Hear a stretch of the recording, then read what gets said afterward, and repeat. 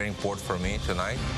I want to beat Browne for my next step for the title shot. Tonight, I need to fight my fight. My rhythm, my distance, my timing. If I do it all right, it'll be a flawless victory. It's going to feel amazing winning the belt back here in Cleveland and walking out with the belt still wrapped around my waist.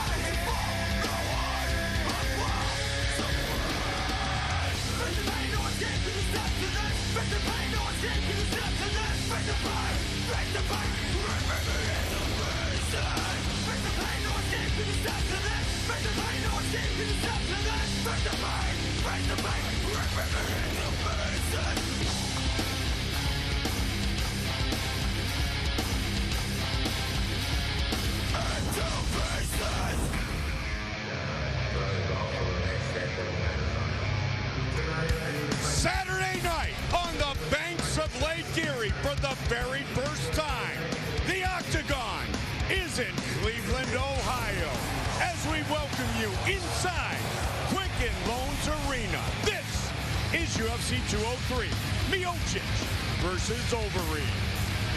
Closed captioning is available for tonight's pay-per-view.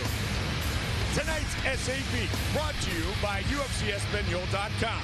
Tonight's broadcast is available in 100% Spanish. Let's get things started. Hi again, everybody. I'm Mike Goldberg. Welcome once again to the Ultimate Fighting Championship. The Cleveland Browns won an NFL championship in 1964. Then the city of Cleveland had to wait 52 years for another world championship. It came in May in Curitiba, Brazil, in the sport of MMA, inside the Octagon. A man named Stipe Miocic brought home the belt. My partner, Joe Rogan, it's already been a great night here in Cleveland. It's only going to get better.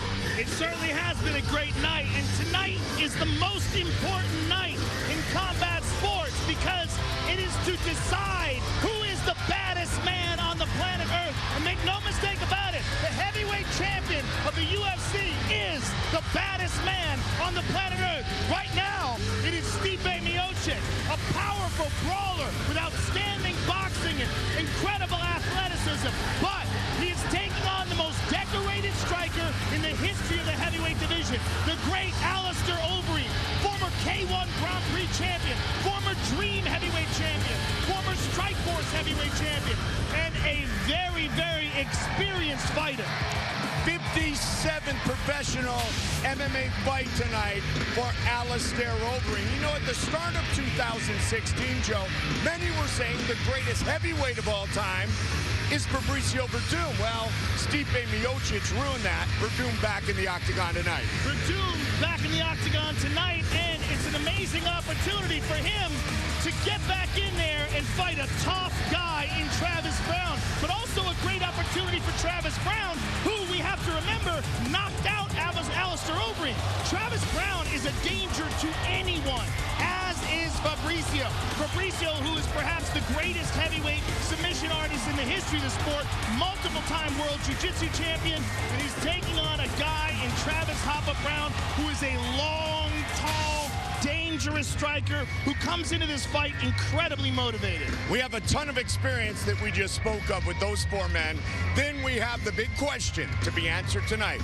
Can CM Punk fight professionally in the sport of MMA? And can he beat the young upstart, Mickey Gall? Yeah, it's not just can he fight, but can he fight a really talented kid and beat him? Mickey Gall is good. He's very good. He's a promising young prospect. He is a high-level brown belt in Brazilian Jiu-Jitsu, and we saw that in his first UFC fight. When he took his opponents back and choked them out, that was some slick stuff, and that was something that CM Punk is going to have to contend with. There was some tension at the weigh-ins. Mickey Gall tried to shake CM Punk's hand. CM Punk wouldn't have it, and Mickey Gall gave him an earful. CM Punk arriving earlier tonight. I love what Duke Rufus said. I've never met a man more famous in one part of his life and be more humble in the other. Of course he's humble. He's getting his ass kicked every day by Tyron Woodley and Ben Askren and Duke Anthony Rufus. Pettis and Duke Rufus. Look, he did exactly the thing you're supposed to do.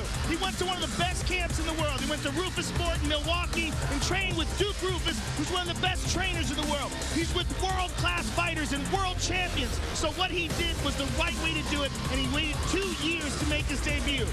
That said, he's taking on a really talented kid who's done nothing but prepare to be an MMA great. This kid, Mickey Gall, wants to run through CM Punk. He wants to be a world champion, and he's got real potential. Mickey Gall said, hey, I want to fight CM Punk, and Dana White said, did he just say he wanted to fight CM Punk? It's going to happen here tonight because, fans, we have a great night of fights. Also on the card tonight in the bantamweight division, the California Kid, Urijah Faber, one of the most decorated mixed martial artists to ever compete inside the octagon, will look to secure his 10th UFC win in his battle against Jimmie Rivera, winner of 18 straight fights dating back to 2008. Rivera is 19-1 and determined to secure the biggest victory of his professional career. But we get things started in the strawweight division as we take a look at 24-year-old Brazilian Jéssica Andrade, who successfully debuted at 115 pounds with a win over Jessica Penne at UFC 199. Tonight, her opponent is Scotland's Joanne Calderwood, who won at home in Glasgow and followed up that victory with a win over Valerie Letourneau in the first female flyweight fight in UFC history. Our rules of the octagon: 3 judges scored the bout. The bout duration, 3 5-minute rounds. Tonight's championship fight is scheduled for 5 5-minute rounds. A 10-point must-scoring system is in effect, with the round winner gaining 10 points, his opponent 9 or less. Judges will score the bouts based on effective striking and grappling, followed by aggression and octagon control in that order. All right, we get it underway in the strawweight division. The champion, Joe, of course, Joanne Jacek, she just defended against Claudia Gadelha. Look at all the talent we have in the strawweight division. Spectacular talent, and Joanne Calderwood is right up there with them, coming off of an amazing fight where she stopped Valerie Letourneau in her last outing.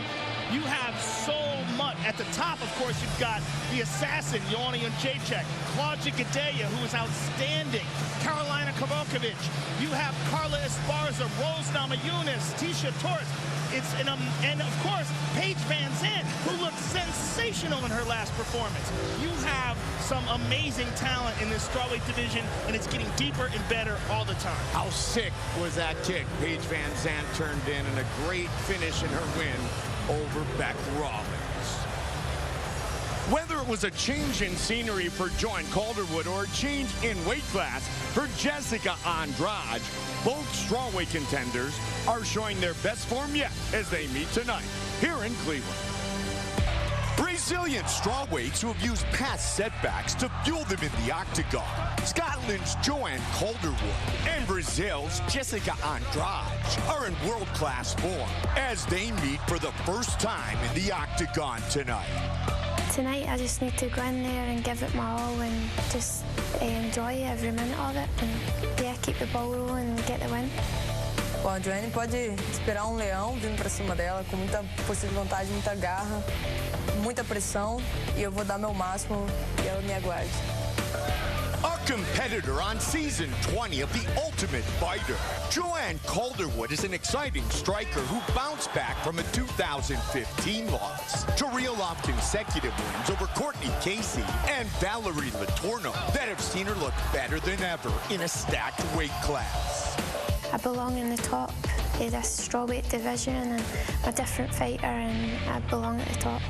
A mainstay on the UFC roster since 2013, Jéssica Andrade has battled the best at 135 pounds for over 2 years, logging wins over the likes of Raquel Pennington and Rosie Sexton. But it was her decision to move to 115 pounds that may set her on the fast track to a world title shot in 2017. Hoje à noite eu tenho que mostrar para todo mundo que eu vim para chegar nessa categoria, nocautear muito bem, e eu acho que ele está muito perto do cinturão.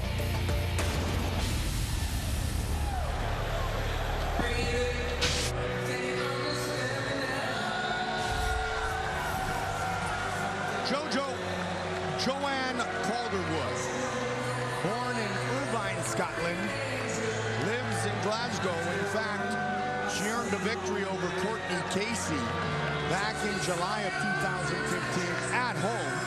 It was a fight of the night effort. I had the pleasure of calling that fight, Joe, and you want to talk about what we've seen tonight here in Cleveland, how they love their own?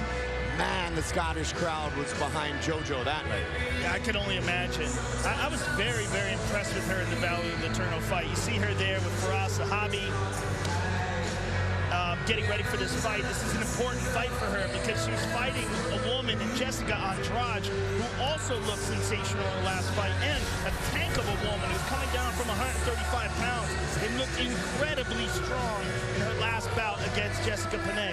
What I was most impressed with against Joanne Calderwood was the diversity of her technique, how creative she was in there, mixing things up. I mean, just amazing. Yeah, there's no doubt about it. And as I mentioned as we were getting into this fight, these women just continue to get better. They continue to evolve. And if you look at the top 5, the top 8, the top 10, the top 12, the talent pool gets richer, it seems, Joe, every single day. And a lot of that is coming down from the top. When you have a champion that's so scary, like Joanne Miocic, who's so dominant, so technical, crisp, and just executes so well, everyone in that division is forced to rise. And you're seeing that now. You're seeing this division really start to shine. Competitor on season 20 of The Ultimate Fighter, Joanne Calderwood.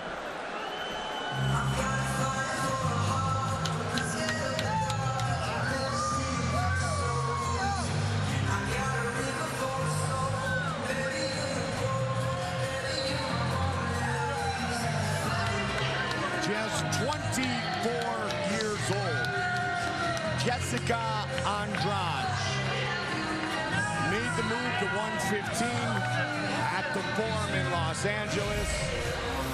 UFC 199 in Inglewood. She looked outstanding. She really, really did, Mike. And she's so imposing at this weight class. You see as she gets ready and disrobes, she's a physical specimen and one of the strongest athletes in this division. Very, very powerful with her kicks and punches, and we saw that against Jessica Penne. She just put a beating on Penne and just really performed one of the most impressive bouts of her professional career. And as you mentioned, at only 24 years of age, she just gets better and better every time we see her. UFC fans, tonight, new UFC walkout jersey color options are being introduced. Black with red, yellow, blue, and green, in addition to the champion black and chalk colors that were previously available. Jéssica Andrade, of course, representing her home, the country of Brazil.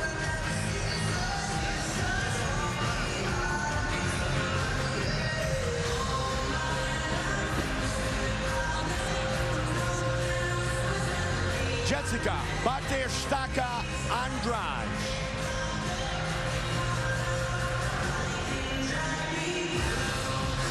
Our tail of the tape for this strawweight fight.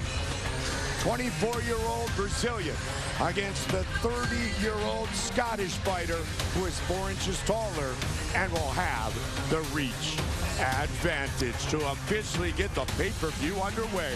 Bruce Buffer.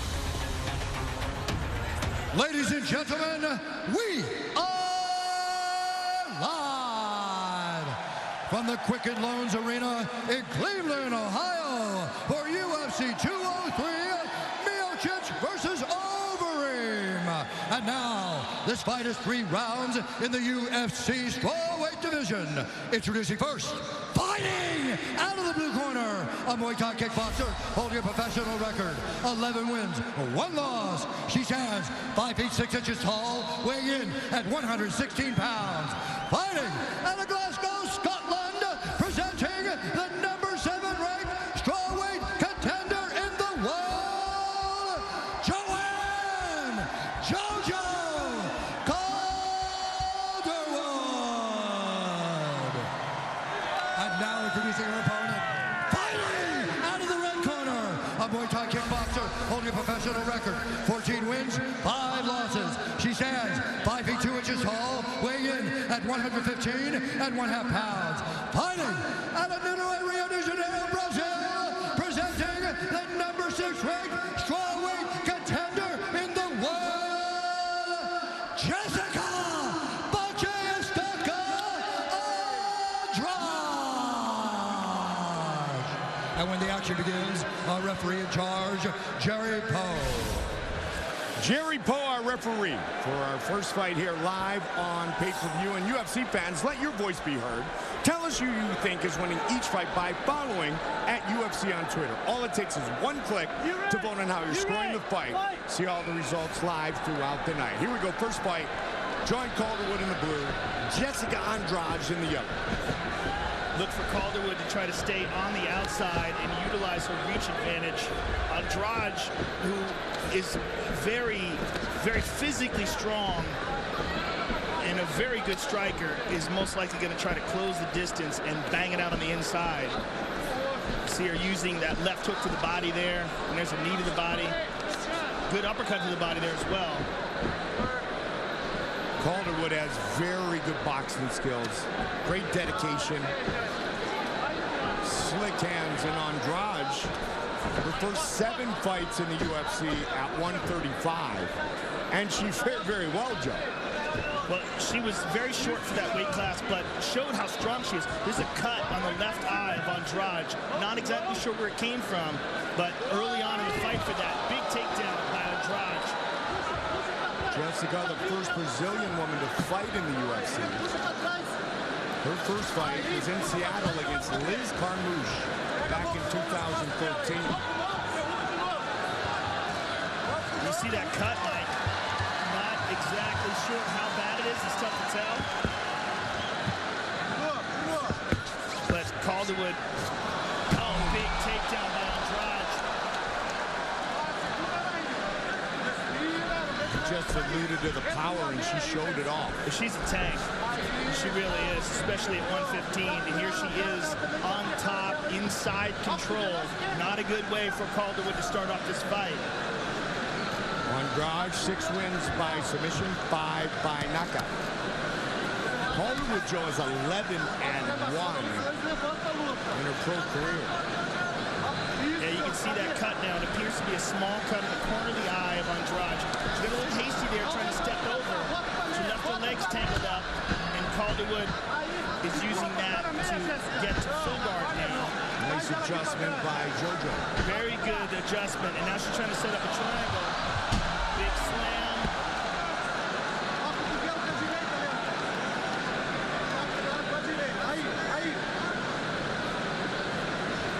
Trying to posture up here in the closed guard. Yeah, I've been informed by the truck that it was a elbow by Joanne Calderwood, an excellent elbow that they've isolated for us. We'll take a look at that during the replay. But now back to the action here. Andrade looking to work to pass the half guard of Calderwood and landing some good ground and pound while she's doing it. But she's got to be careful of Calderwood's guard. Calderwood has good skills off of her back. And you're seeing quite a bit of blood. Looks like it's coming not just from the eye, but perhaps from the nose of Andrade as well. And there's a short elbow from the bottom by Calderwood that opened it up even more. And that's going to be a problem for Andrade because it's clearly leaking in her eye. You can see her squinting. And her leg is tied up here. Calderwood's doing a real good job of trapping that leg. And especially with that underhook on the left-hand side, she may use that to stand up. See how she's doing that, Mike? The cage is in her way if she tries to roll her and sweep her. But Andrade recognizes and starts pounding on her. Big hammer fist. Topps UFC Knockout 16 mobile trading card app, now available for iOS and Android devices. Download for free now. Big punches from the top by Andrade. She doesn't care if she's in the guard, half guard, closed guard, passing. She's scoring with this ground and pound. Yeah, Calderwood had a good position earlier, but unfortunately for her, she was up against the cage. She wasn't even going the direction she wants, and now she finds herself again stuck on the bottom, inside control with a very physically imposing Andrade. Look at the back muscles in that woman. She's very strong. Calderwood again, though, is going to the right move. See how she's got the half guard, Mike? She's also got the underhook on the same side as the half guard. That's what she wants. And Andrade recognizes it. She's pounding on her. Grabs the guillotine, drops down. Looking to finish right here, right now. 30 seconds on the clock. Andrade has a nasty guillotine, Mike, and that looks good. Calderwood trying to gut it out. It is all over. Jéssica Andrade by submission. That is a big win for Jéssica Andrade. Big and imposing win. Especially considering how good Joanne looked in her last fight. It makes it all the more impressive that Andrade is able to do that. And it highlights what we were talking about with Andrade down at this weight class. She is so strong at 115 pounds. You look at her physique, it's going to be very difficult for women to deal with her if it gets to that kind of a grueling, grappling sort of a bout. Fight replay brought to you by Bud Light. Raise one to right now. Let's take a look at it again here. She's punching her. Calderwood tries to stand up. She grabs that arm in guillotine and drops down. Excellent technique here. She's got that neck in a precarious, look how she's got it cranked, and look at Calderwood's face. I mean, there is no way out of this. She's got to tap. Beat red. She was very close to blacking out there, and beautiful technique by Andrade. 7th career win by submission, 6th by guillotine, 7th first round finish for the Brazilian. To make it official, here is Bruce Buffer. Ladies and gentlemen, referee Jerry Poe has called a stop to this contest at 4 minutes, 38 seconds of the very first round. Declaring the winner by submission due to a guillotine choke, Jéssica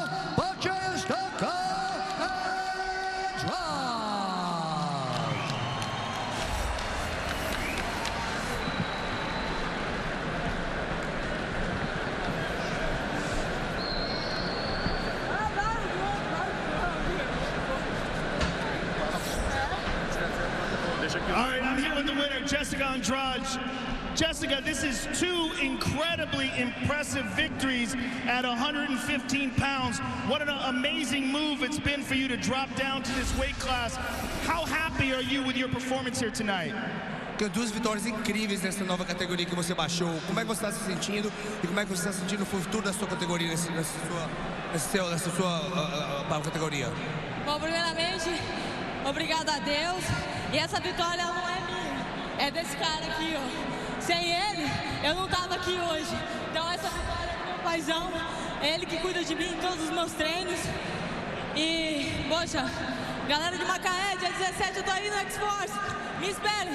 I love you! Obrigado, gente! Guys, I just follow what my trainer said. I don't owe anything to anybody, to my trainings, all to my trainers, all to my team. I trust what they say. I do what they tell me to do, and the results come like that. Your opponent tonight, Joanne Calderwood, is known as an excellent striker. Was your strategy, how the fight played out, to take her to the ground? Was that what you planned? Você sabe que ela era muito boa em pé. Você queria fazer a trocação mesmo em pé? Ou a sua estratégia era botar pro chão e finalizar no jiu-jitsu? A estratégia era ir para trocação, mas quando eu vi que a envergadura dela era maior que a minha, então eu mudei a estratégia em cima da hora, eu vi que deu para encaixar Aí foi pro chão, eu sabia que o chão dela não era tão bom, mas ela é uma grande atleta em pé. Então hoje eu acho que eu tô me tornando uma atleta completa. E vou mostrar pro mundo inteiro que Jéssica Andrade veio para ficar nessa categoria. E quem sabe no futuro aí ser a futura campeã dessa categoria. Well, she was landing good shots. She was landing good shots. The strategy was to stand up the entire time. But she has a lot of bigger reach on me. I didn't realize I was doing so as well as I thought I was going to. I always have my jiu-jitsu to go to rely on my jiu-jitsu to save me. And I knew if she had the opportunity, I would finish the fight with a choke with the jiu-jitsu. Congratulations on an outstanding performance. Jéssica Andrade, ladies and gentlemen. Submission finish for the Brazilian. Congratulations, Jéssica Andrade. Great to be here in Cleveland inside Quicken Loans Arena. And look at that, Kyle Snyder from the Ohio State University just won Olympic gold in Rio, and he's next to the godfather of ground and pound, Mark Coleman. All right, Fight Pass fans, this is what is available right now. Eddie Bravo Invitational, 16-man submission-only grappling tournament. Got Liz Carmouche, Maria Henderson, that's tomorrow. Cage Warriors 78 will have a media replay from today's event. That is available now on Fight Pass. Check out 2020. It's Rockhold Bisping 2. It'll drop on September 22nd exclusively for our Fight Pass customers. And Fightography, the tournaments, new episodes, Fight Pass's flagship original series focusing on tournament champions. That drops September 27th. It is the UFC's digital streaming service, UFCFightPass.com. UFC 203, Miocic versus Overeem, is sponsored by Bud Light, raise one to right now, and by Metro PCS, where you get nationwide coverage on the blazing fast 4G LTE T-Mobile network for just $30 period.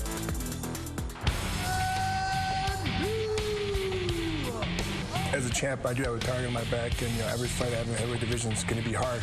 But fighting tonight, I'm going to see the best Alistair, but I'll be ready for him. It's been 22 years in the making. I dedicated my life in winning the UFC championship. You put it all on the line tonight, I will have my hands raised. Tonight will be a battle with Alistair, but I plan on putting him away early. I'm walking out the champ. I'm not walking out any other way. Tonight's arrivals are sponsored by Harley-Davidson. See your dealer today and learn to ride like some of your favorite UFC fighters with Harley-Davidson Riding Academy. Live your legend. UFC heavyweight champion Stipe Miocic, born and raised right here in Cleveland, Ohio. He earned the belt when he knocked out Fabrício Werdum in just 2 minutes and 47 seconds. Also arriving earlier, one of the most decorated heavyweights in combat sports history, former K1, Dream and Strikeforce champion, Alistair Overeem, who has won 4 straight, 3 by knockout, and in his 57th professional fight, gets his first shot at UFC gold. We take a look inside the locker room of Urijah Faber, who is 18-0 in 3-round non-title fights. His opponent, Jimmie Rivera, is coming off a fight of the night victory over Yuri Alcantara back at home in New Jersey. So it was Newark back in January. And in November, the Octagon crosses the Hudson to NYC.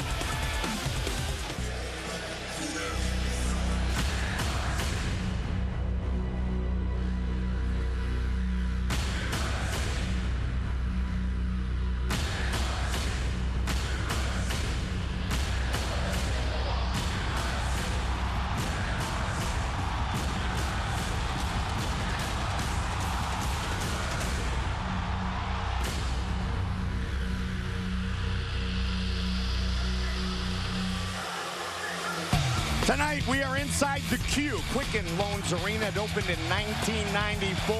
The Cavaliers won the NBA championship for the first time in their 46-year history, led, of course, by LeBron James. Tonight's UFC 203 is presented in high definition. All right, we're going to get Urijah Faber and Jimmie Rivera next. Rivera, winner of 18 straight, Joe. Take a look at the rankings. Of course, our champion is Dominic Cruz. TJ Dillashaw, who of course won a really excellent fight against Rafael Assunção in his last bout. Very close decision loss to Dominic Cruz for the title, and he's one of the best in the world without a doubt. Urijah Faber below him. Of course, you've got Cody Garbrandt, who is on fire right now, as is John Lineker. John Lineker, who's looked sensational since moving up to 135 pounds. Brian Caraway's in the mix. I mean, it's an amazing, amazing division. And of course, Lineker meeting John Dodson, which should be a barn burner of an event. October 1st from Portland on FS1. Cody Garbrandt coming off back-to-back knockouts of Almeida and Mizugaki. Unbeaten for almost 8 years, New Jersey's Jimmie Rivera is only getting better with each fight, making it the perfect moment for the most important bout of his career against that California kid, Urijah Faber. Rising bantamweight star Jimmie Rivera will get the toughest test of his career tonight when he faces perennial contender Urijah Faber in a pivotal bout that sees both 135-pounders at the crossroads in a talent-rich division. This is definitely one of my biggest tests ever. To fight Urijah Faber, should be in the top 5. It's like a dream come true. You know what I mean? He's a legend in 135. Jimmie has all the MMA requirements. He's got the skill, he's got the heart, he's got the conditioning, but he doesn't have what I have, and he's going to learn that. A longtime standout on the local circuit, New Jersey's Jimmie Rivera has quickly established himself as one of the UFC's top bantamweights, with wins over Marcus Brimage, Pedro Munoz, and Yuri Alcantara. Currently among the top 15 bantamweights in the UFC, Rivera would likely rocket into the top 10 with a win over Urijah Faber. I could definitely make a run in this division if I beat Urijah Faber to show that I belong in the top 5 and I'm a contender. A man whose name is synonymous with the rise of the lighter weight classes in mixed martial arts. Former WEC featherweight champion, Urijah Faber has won 3 of his last 4 bantamweight bouts in the octagon, with the only loss coming in his 3rd fight against champion Dominic Cruz. Tonight, the California kid begins the road back. My goals now are the same as my last fight and the fight before that and so on. Is to have my best performance. When I have my best performance, I will win.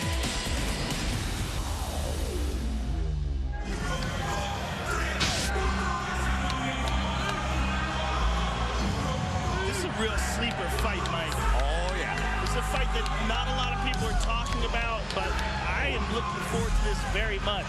This kid, Jimmie Rivera, is a killer. He's a very, very dangerous, very confident guy with some serious skills when it comes to stand-up. He's got very good takedown defense, and he hits real hard.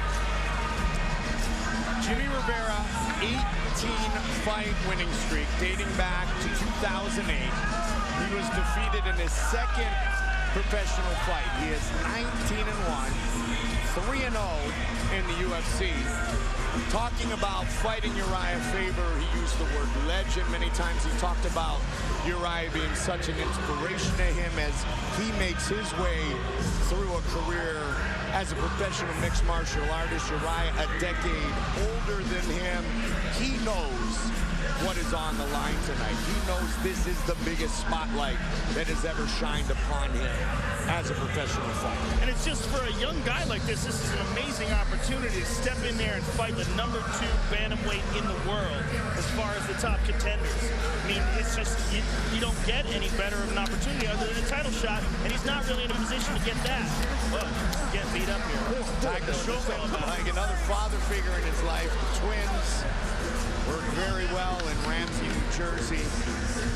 The quote that Jimmie Rivera and his team used a long time ago, and I like it, the will to win is not as important as the will to prepare. Both of them are very important. The will to prepare is absolutely hugely important, and he has both, as does Urijah Faber. When you get to the championship levels and you get to the levels of elite fighters like these 2 gentlemen are in, you must have everything. I got one for you. Urijah Faber, 19-0 in non-title 3-round fights. That's incredibly impressive.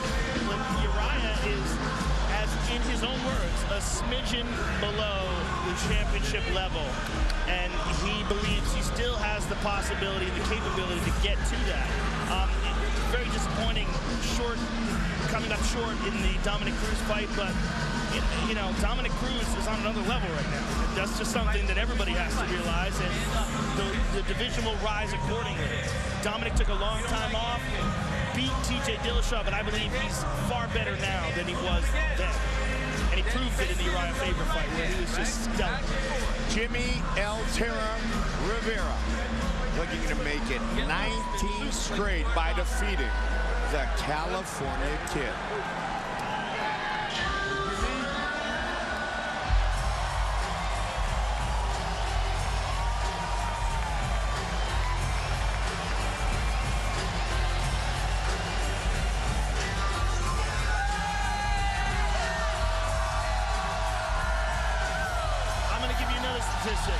I think he's the most loved fighter that's never won a UFC title. I would give you that one for sure, without a doubt. And I think he's the most popular when it comes to his walking music, because you can be in a bar or a restaurant and this song will come on and you start going, the California Kid, Urijah Faber. Yeah, it really is synonymous with him. It's one of those songs. You know, Urijah Faber is just an outstanding fighter. He's so good. He has so much experience, and he has so many ways to win a fight. He has outstanding submission ability. He can knock you out with punches, and he knows how to mix things up really well. He also comes from Team Alpha Male. He's the founder and the captain of Team Alpha Male, which is one of the very best lighter weight teams on the planet Earth. And young Cody Garbrandt, under the tutelage of that man, may very well be next in line to challenge Dominic Cruz. But first things first, Urijah Faber, Jimmie Rivera, 37 years old for Urijah, including tonight. 14 of his 15 fights in the octagon, Joe, have been at 135. The California Kid, Urijah Faber.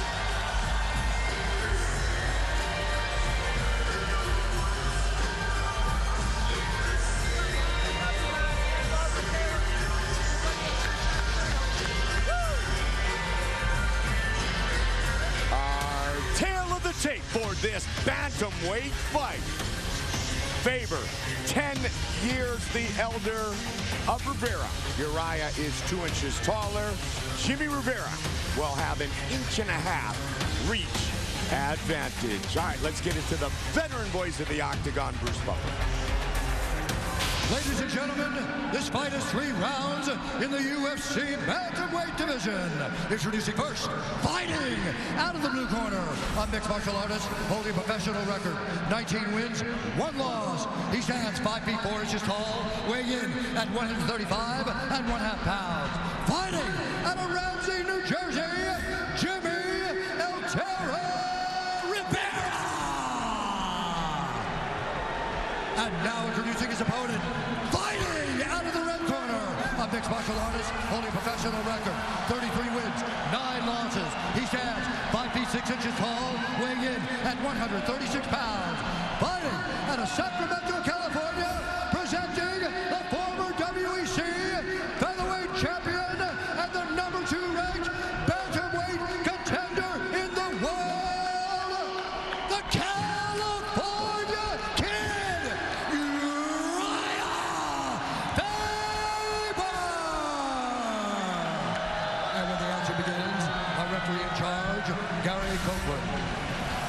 Gary Copeland, our referee. Great matchup at 135. Vanessa, Chrissy, Ariani, and Brittany here tonight inside the queue. Quicken Loans Arena, here we go.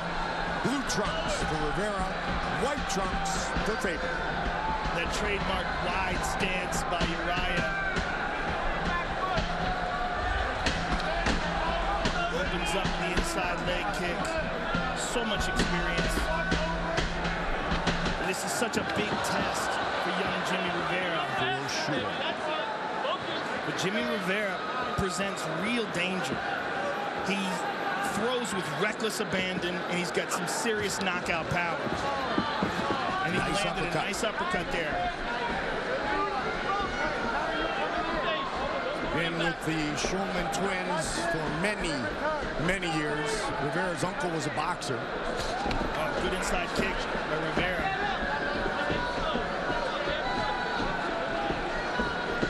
Big opportunity for Jimmie Rivera. His only loss back in 2008, a split decision in his second professional fight. What Urijah Faber's got to do, Mike, of course, is use his experience. And by that meaning, present a bunch of different possibilities. Get Jimmie to think about a bunch of different things. Overload his mind with options. But if he stands in front of him and trades like this is what Jimmie Rivera wants. So I think for Urijah, it's imperative to set up a takedown early. It's imperative to throw kicks. And he's got to make this a fight where he takes Jimmie Rivera out of his comfort zone. Yeah, mentally overload him, like you said. Yes, because right now they're standing right in front of each other. Right. This is a Jimmie Rivera fight. This is not how Dominic Cruz would fight, right? Dominic Cruz would be moving all over the place, and he presents you with all these problems. It's one of the reasons why he's so hard to fight. Whereas Urijah, as experienced as he is, he's standing right there in front of Jimmie.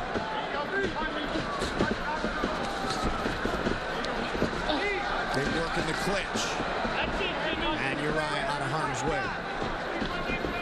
Urijah is known for movement as well. Let's see if he starts to utilize his footwork. He certainly is. Right now, he's just putting a lot of pressure on Jimmie Rivera. And that may be it. He's caught with that counter. He got caught with that counter right. See if the bright lights are too bright for 27-year-old Jimmie Rivera. A lot of kicks early from Faber.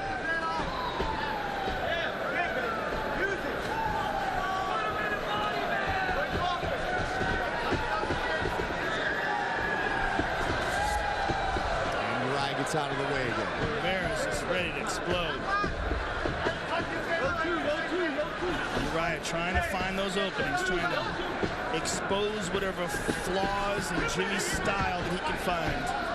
Rivera's corner was calling for the 1-2. Misses with that inside leg kick. A lot of speed from these two. One thing that's happening, though, because of Urijah's aggressiveness, is Jimmie's kind of waiting on him to counter.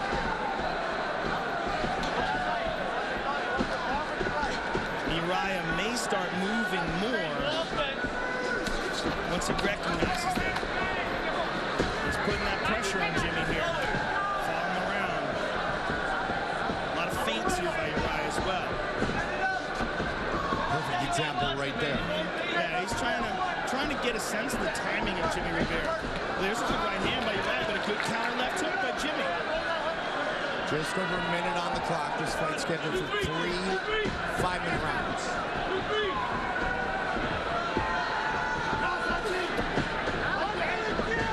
Neither man landing too often thus far.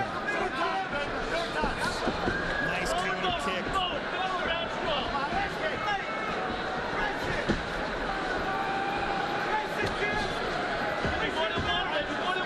Rivera trying to settle in. Realize that he's not in there with the big aura of Urijah Faber. He's in there with another fighter that he has the skills to defeat. Land a couple, get more comfortable with 30 seconds on the clock here in the first round. Keep an eye on the right hand of Urijah Faber. He landed it earlier in the round. Shook it out. Shook it out. Yeah. He has not thrown it since. Now, Urijah has broken his hand in previous fights, most notably in the Mike Brown fight. Turned into Elbow City. Yeah, he broke both of his hands in that fight and still managed to fight to a decision. Round 1 in the books. Good. Deep breath. Master Tong, head coach Justin Buchholz. Good. Heart rate down. Very nice.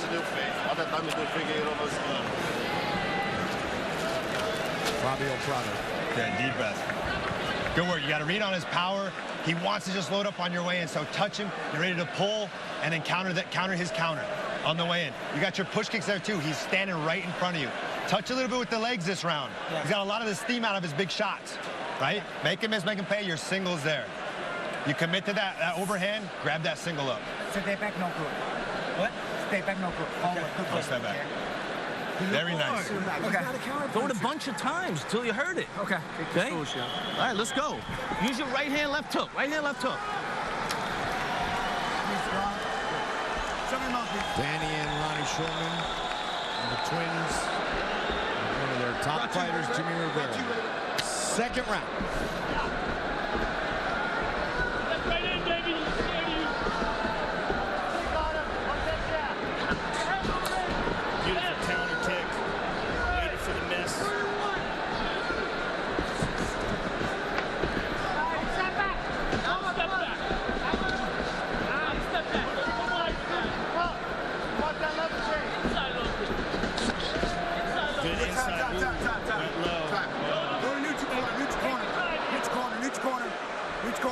Corner, Uriah. It's inadvertent, okay? Stretch out. You have up to 5 minutes. All right?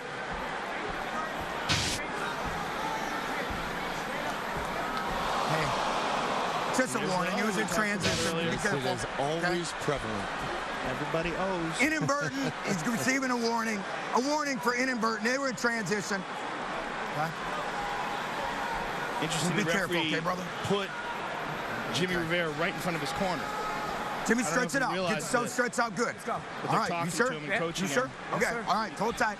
Hold tight. Let's get him up. You ready? All right, we continue. Inadvertent is what Gary Copeland said. Still a warning, though. Just 30 seconds in to round 2.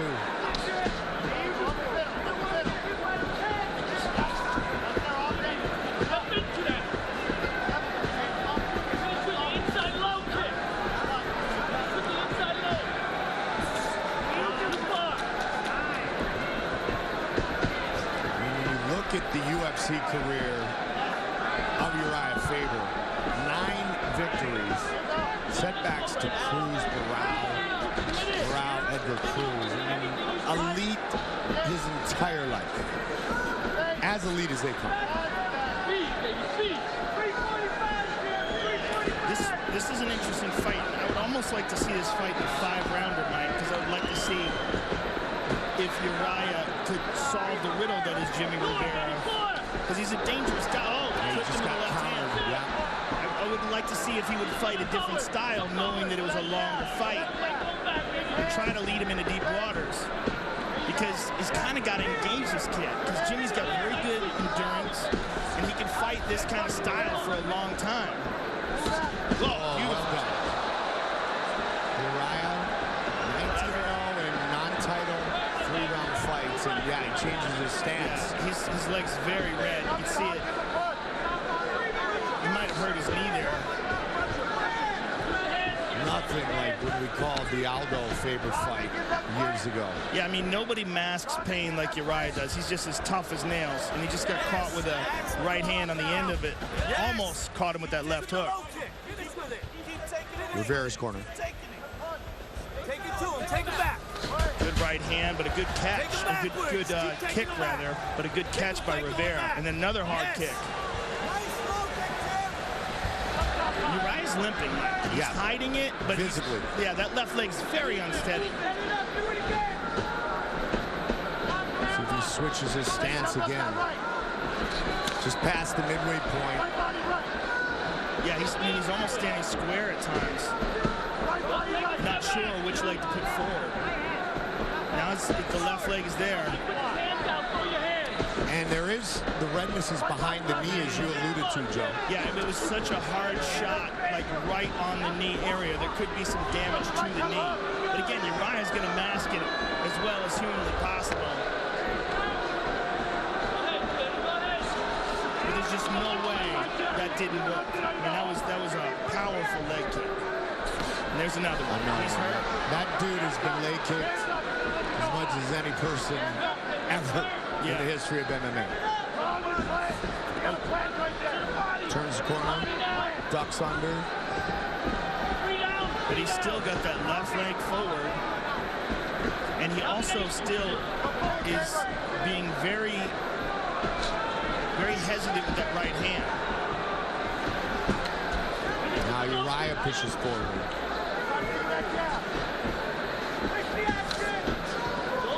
Rivera looking for that spin if Urijah was coming in.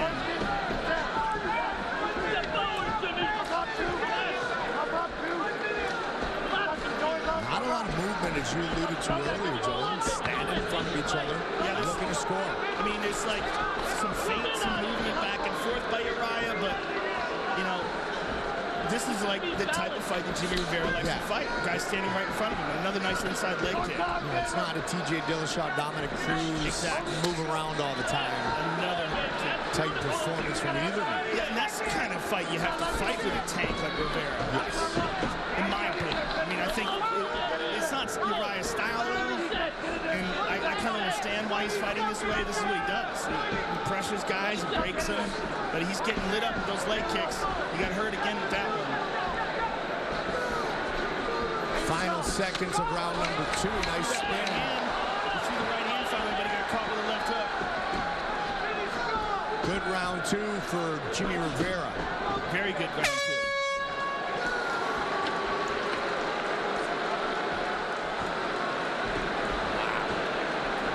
Unquestionably limping as he goes back to his corner, and his leg is a mess. Let's take a look at the impact of that leg kick. This is the one that knocked him down. It looked like it caught him below the knee, so it caught the shin, but the impact of that could have easily tweaked his knee.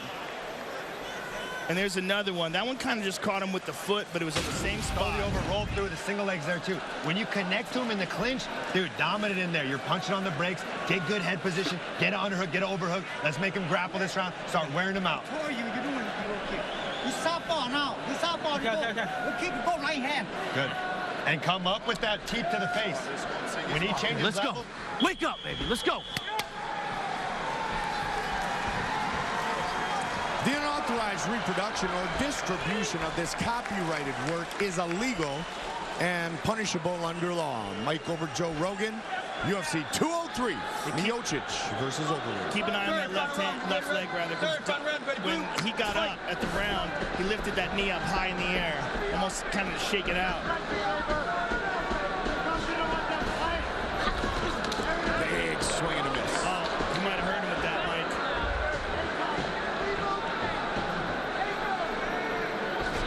18-fight win streak for El Terror, Jimmie Rivera. Given that nickname by his uncle, who was a boxer. Good kick there again by Rivera, making sure to land something as Urijah tried to escape.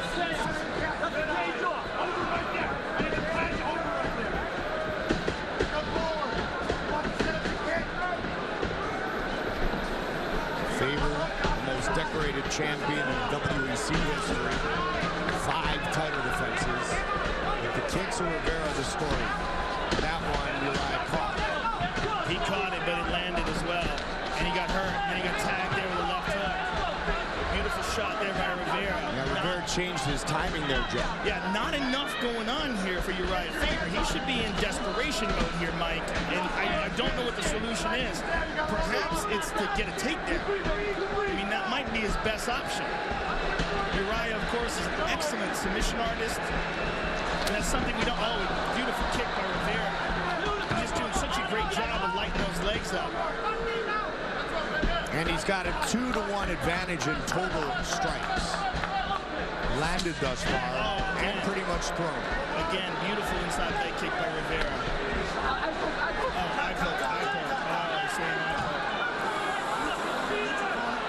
Hey, go to neutral corner, Urijah. Neutral corner. That's not good. Eye poke. Come here, come here, come here. Come here, Jimmie, come over here. Looked like an open hand slap by Urijah before that. You're gonna get it down. We're gonna look at it real quick. Stay right there. Let's take a look at it now. Eye poke. We won't have a doctor check that. Yeah, it was an open hand, like he pawed at him with his hands open. Look at it. I mean, he just poked him in the eyes. I mean, that was an open hand slap where the fingers landed right in the eyes. He wasn't stopping his movement coming in. He wasn't trying to halt his progress. Muay Thai style, which a lot of guys do. They get used to doing that with the gloves on, and it becomes a real problem. That was a swing with the eyes getting poked by the fingers. Okay, you can't coach, guys. Doctor taking a look at 27-year-old Jimmie Rivera. Oh, boy.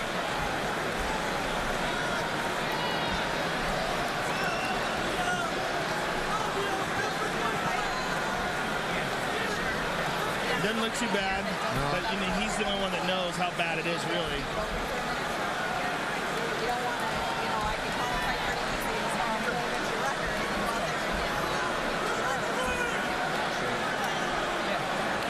He's going to keep going. Wait over here. We're going to give him some time here. Yeah. Okay. Hey, just over 3 minutes. Just watch the reach. Remaining in this fight. Timekeeper ready? Ready? Ready? Fight. Urijah comes out aggressively. So we see 3:10 now. Third and final round. Very counter by Rivera. Off that kick right up the middle from Faber. A good leg kick by Faber there. Joe Faber's been around long enough to know that he needs to push it here. He needs to showcase a sense of urgency. Most certainly. I mean, he doesn't just need that. He may need to finish this fight. Absolutely. We don't really know how the first round was scored, but could have easily been scored for Rivera. Sure. The second round, I feel clearly went to Rivera. A nice leg kick there by Rivera. Just past the midway point of our third and final round.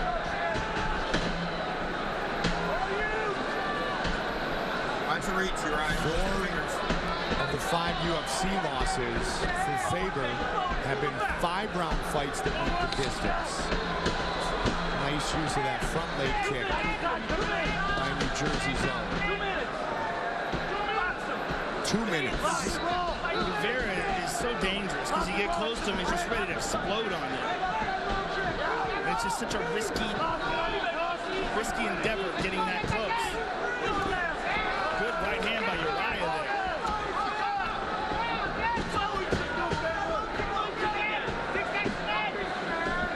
140 to make things happen. I mean, you're seeing the experience of pressure from Urijah Faber here. Caught that left and countered over the top with his own right.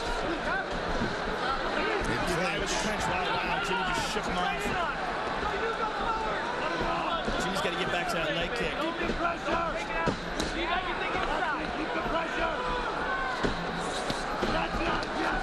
Went to the body there, but Urijah caught it.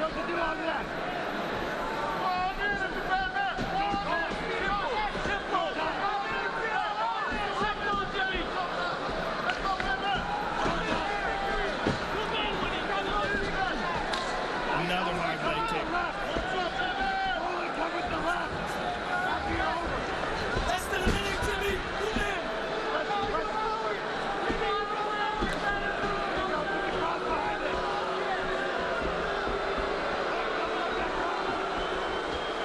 Good right hand by Rivera and a left hand behind it.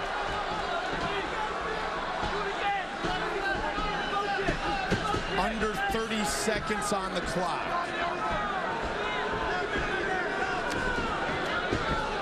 Rivera to the body with a left hook. 15. This one is going to end up in the hands of the judges. Swing and a miss. See if Urijah goes for it with the last 10 seconds to go here. They go the distance. He says he can't see out of his right eye. He said, I'm blind, I can't see out of my right eye.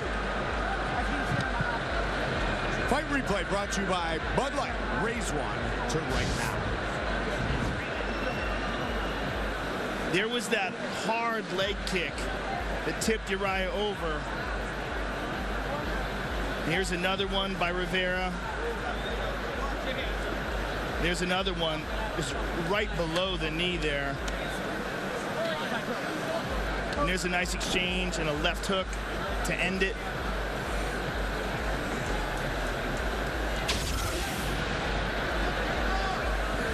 Let's take a look inside the numbers, Faber and Rivera. Round 1, round 2, round 3. The busier fighter. All 3 rounds.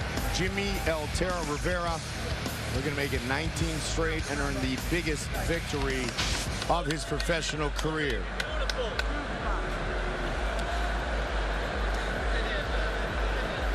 Time for our official decision, brought to you by Metro PCS, where you get nationwide coverage on the blazing fast 4G LTE T-Mobile network for just $30 period. Here is Bruce Buffer. Ladies and gentlemen, after 3 rounds, we go to the judges' scorecards for decision. All 3 judges score this contest 30-27 for the winner by unanimous decision, Jimmie El Terra Rivera.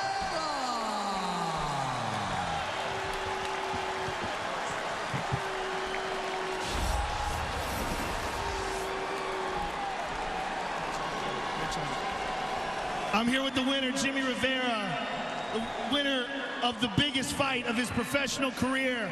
And what a performance he put on tonight against one of the very best guys in the division, the #2 contender and a guy with so much experience. Give us your thoughts on the fight, Jimmie. Listen, it's Urijah Faber. I grew up watching this kid. Holy shit. It's unbelievable. Let me first off, there's 3 UFC fighters who denied my fight. Urijah was the first one. Thank you, Urijah, for letting me fight you and giving an opportunity. My thoughts on the fight, I'm fighting a legend. My first round, I was feeling out. Second round, feeling better. Third round, I was feeling great. I was gonna put it on, but I got eye poked, and I haven't, the last 3 minutes of rounds, I couldn't see anything in my right eye. So in the 3rd round, when you got hit with that poke, give us your thoughts on what was going on and how bad was it? I can't see still. I still can't see out of it. It's all like I can't even make out what color that is right now. I just kept asking the ref, doctor, how many minutes left? Can I finish this fight? Hell yeah, I want to finish this fight. I want to be on top. I want to be #1. So I got to thank you, God. Thank you, my mom, my Uncle Dan. I thank my family, my teammates. Thank you, Cleveland, Ohio. You guys are fucking awesome. Jimmie, your style has always been very aggressive. You move forward constantly. Were you surprised that Urijah met you and stood right in front of you the way he did? Yeah, I was. I was expecting him to try to take me down the whole time. So the first round threw me off. Second round, I was a new game plan. Come in there and let go. And unfortunately, I couldn't deliver what the fans wanted in the 3rd round because I had one eye, but that shouldn't be an excuse at all. I'm sorry. In the 2nd round, you really started coming on strong with the leg kicks, and it appeared that you had hurt his left leg. Did you notice it? Yeah, I noticed it. He wasn't throwing hard anymore. I know he doesn't check kicks, so I took advantage of that. Well, listen, Jimmie, this is a huge, huge night for you. A massive, massive victory. Congratulations on the biggest win of your professional career, and I really look forward to seeing you again in the future. Thank you. Thank you, everyone. Thank you, Cleveland, Ohio. Mom, I love you. Jimmie Rivera, ladies and gentlemen. Jimmie El Terra Rivera defeats the California kid, Urijah Faber, here in Cleveland. Indians catcher Yan Gomes on the DL, so he's here tonight. And how about the Birdman? Chris Anderson just signed with the Cavaliers 2 months ago. All right, the journey that began in December of 2014 is about to hit its first major milestone as former WWE superstar CM Punk prepares to enter the octagon. What's interesting, Mike, is that we're seeing this a lot. We're seeing him prepare for takedowns. We're seeing him throw the right hand and then initiate the clinch. Over and over and over again, that seems to be what they're preparing for. I'm really curious. You know, we don't know anything about what he can do. We really don't. We know what Mickey Gall can do, though, and this kid's good. He's real good. This is a stiff test for your first fight ever. It's what he asked for. It's the fight he's going to get, and we will find out in 15 minutes or less if Mickey Gall can defeat CM Punk. And 1 week from tonight, 2 of the UFC's most explosive lightweights face off in Hidalgo, Texas, as Michael Johnson battles the surging Dustin Poirier. who has yet to taste defeat since moving to his new home at 155 pounds. Since my move from featherweight to lightweight, I feel rejuvenated. I'm working smarter now. I'm getting older. I got a family at home, and I'm balancing this life out better. Before, I was just focused on burning calories and driving myself crazy. I'm definitely becoming a more mature fighter. I'm on a 4-fight win streak. You know, I feel untouchable. In this fight, I'm considering myself a desperate man. You know, coming off of 2 losses, I have so much to prove this fight. I just want war. You know, I'm ready, I'm hungry, I want blood. You don't really want to go against a desperate man that has nothing to lose because he's very dangerous. I'm headed to the top, and this is just part of my journey. It's going to be another display of violence.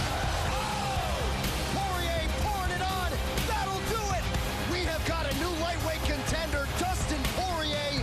Every time I step into the cage, it's a better version of myself. And I feel like I'm going to be 1 or 2 fights away from a title fight. This fight, I'm looking to prove to myself that I am the best in the world. I have a different mindset going into these fights now. It's going to be so much more aggressive, just like I was in the very beginning of my career. Oh, that's it! Michael Johnson by knockout!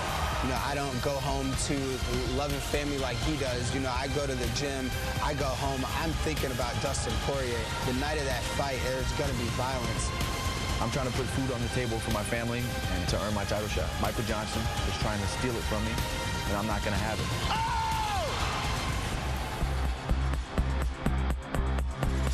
This is an outstanding lightweight fight, Mike, between a guy in Dustin Poirier who has really found a new home at 155 pounds and has looked sensational, and a guy in Michael Johnson who looked like Dustin Poirier just a few fights ago. What a Shark Tank 155 pounds is. Of course, you have Khabib Nurmagomedov, who's one of the very best in the world, waiting at the top. Dustin Poirier, since moving to 155 pounds and not having to deplete himself, has looked sensational. The Eric Koch fight, the Yancy Medeiros fight, and his last fight against Bobby Green was an absolute masterpiece. At 155, he is an assassin. But Michael Johnson, as he said, has his back against the wall, and he's a dangerous man. He's a nasty striker. He comes from an outstanding camp in the Black Zillions, and he's lost to world-class fighters. The Nate Diaz fight was a humbling fight. He learned from that fight. He's learned from all of his losses. And I still believe that Michael Johnson is one of the very best in the world at 155, and a victory over Dustin Poirier would absolutely be huge at this stage of his career. And look at this card. Uriah Hall versus Derek Brunson is an outstanding fight. 1 week from tonight, Hidalgo, Texas, live on FS1. Do not miss it. CM Punk has been all smiles all week, saying tonight will be one of the funnest and happiest days of his life. He is set to make his MMA debut as his very unique journey reaches the pinnacle tonight.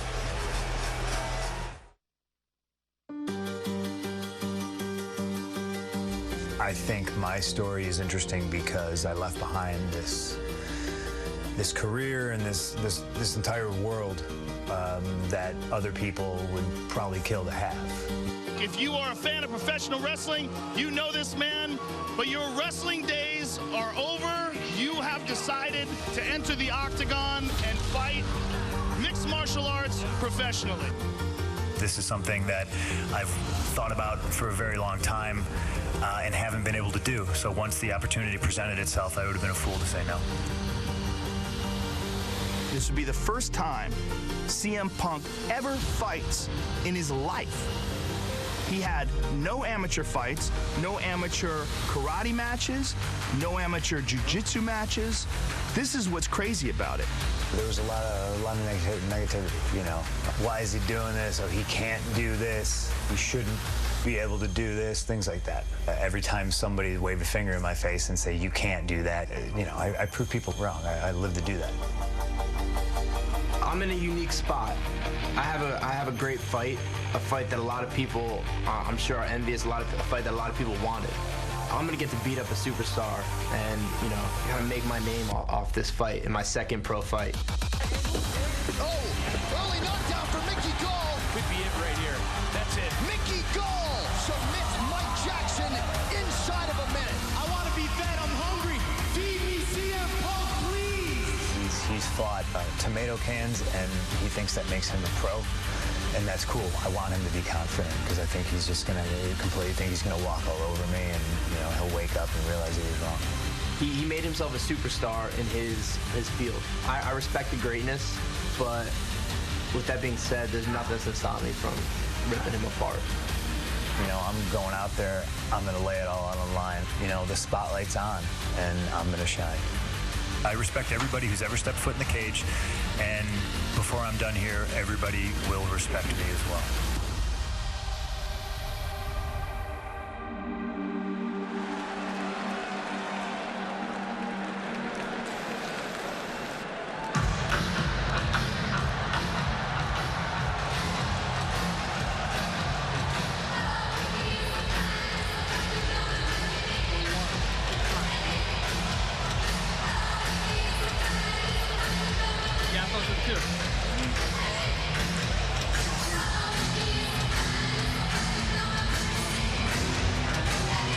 I want to let everybody know about the pressure of the internet because Dana White vetoed this song. And then everybody told him, why did you do that? This is a great song. Let him come out to this song. This is Mickey Gall's idea. So Dana White changed his mind. So you out there on the internet, you have power. 24 years old. 1-0 in the UFC. 2-0 as a professional. Discovered on episode 2 of Dana White, looking for a fight. Said, I want to fight CM Punk. UFC President Dana White said to Matt Serra, if he just says he wants to fight CM Punk, listen, this kid is good. Okay, this is a stiff test for CM Punk. He's 2-0 as a professional. He's a brown belt in Brazilian Jiu-Jitsu. And if you saw his first fight in the UFC against Mike Jackson, the way he took his back, the way he sunk in that rear naked choke, that's a guy who's choked a lot of people. Very, very skillful. Long punches, 6'2", great reach, young kid, 24 years of age. And here's the other thing. We haven't seen him since February, okay? We're sitting here in September. I guarantee you he's a lot better now. Because when you're 24 years old and you're training every day, you make giant leaps and bounds on a month-to-month basis, especially when you're as young and as focused and as hungry as this kid, Mickey Gall, is. he started at Gracie, New Jersey, under David and Eve as a sophomore in high school. His sister Jimmie also trains in Brazilian Jiu-Jitsu. Mickey Gall said he played all the sports growing up, but it was his passion for Jiu-Jitsu, striking, and MMA that made the difference. His father, Kevin, a chiropractor, his biggest supporter, his biggest fan. Things are going to get very interesting very soon. Mickey Gall.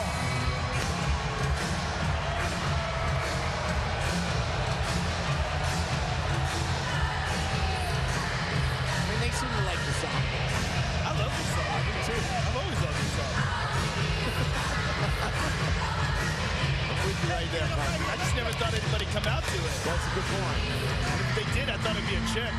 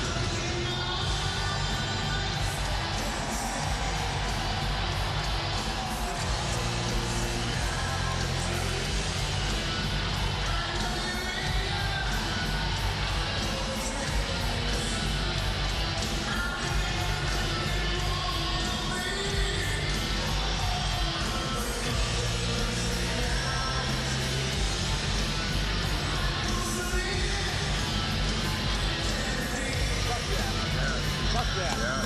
There we go. That's good.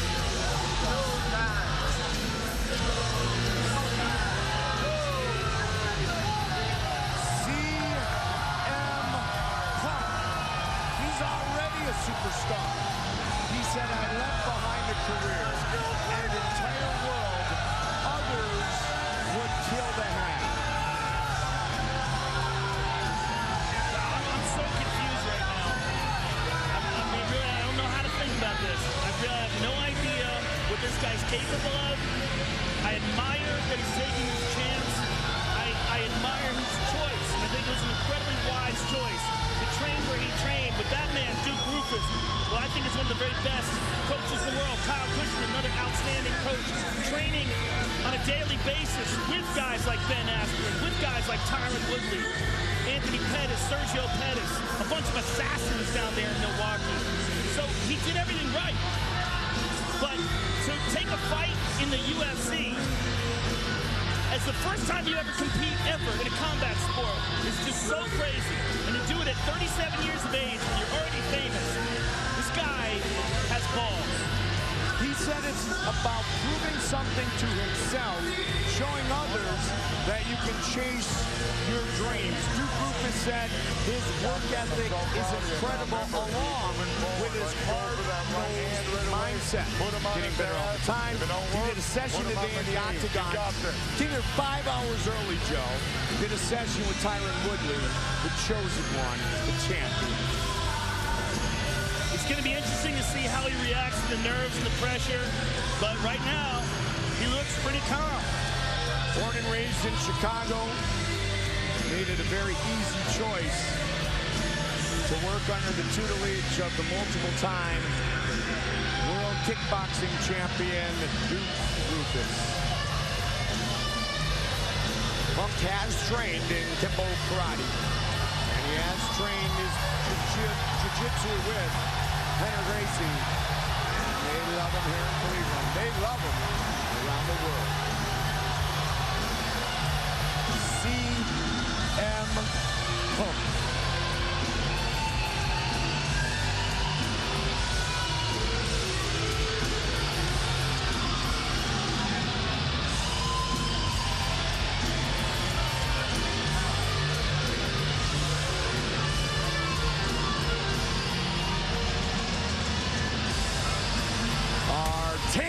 Take for this monumental MMA moment. CM Punk, 37 years old. Mickey Gall, 24 years old. Everything else is virtually identical. With the official introductions, Bruce Buffer. Ladies and gentlemen, this fight is 3 rounds in the UFC welterweight division. Introducing first, fighting out of the blue corner, a mixed martial artist holding a professional record, 2 wins, no losses. He stands 6 feet 2 inches tall, weighed in at 170.5 pounds. Fighting out of Greenbrook, New Jersey, presenting Mickey Gall.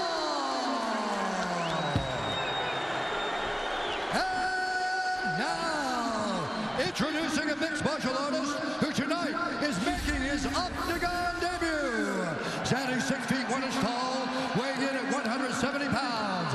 Fighting out of Chicago, Illinois, presenting CM Punk. And when the action begins, our referee in charge, Keith Peterson. Keith Peterson, our referee. The wait is over.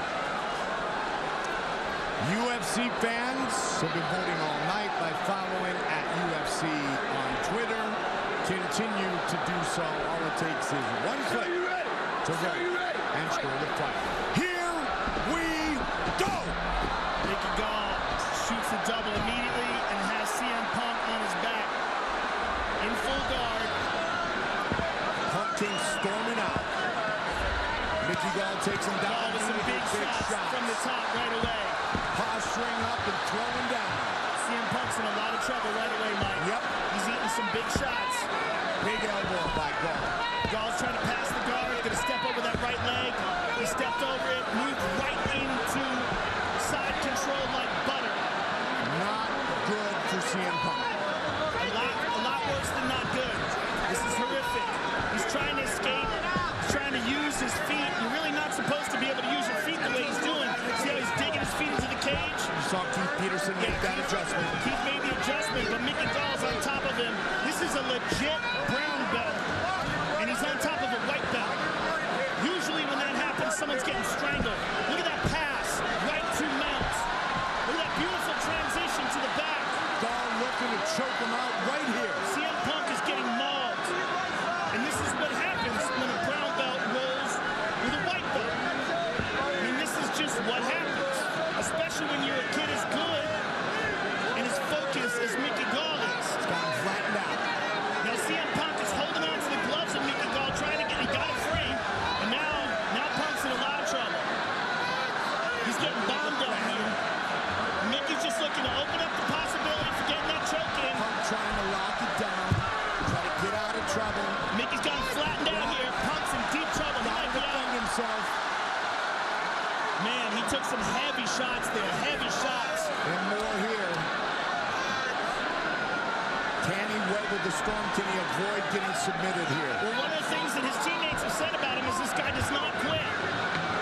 But he's got that arm under the neck now. That's going to be it, ladies and gentlemen. Wow, he got out of it. Very impressive, but he's going through it again. I think that's it. It is all over. Mickey Gall submits CM Punk. Just like that. He tried to hang in there. Well, I mean, he defended a little bit, but the reality is there's a giant gap between someone who's new to martial arts, new to MMA. I mean, he took karate when he was a kid, but let's be honest, he's new to martial arts, especially mixed martial arts, competing against a kid like Mickey Gall who has such a high-level ground game. Fight replay brought to you by Bud Light. Raise one to right now. Set up by that initial takedown.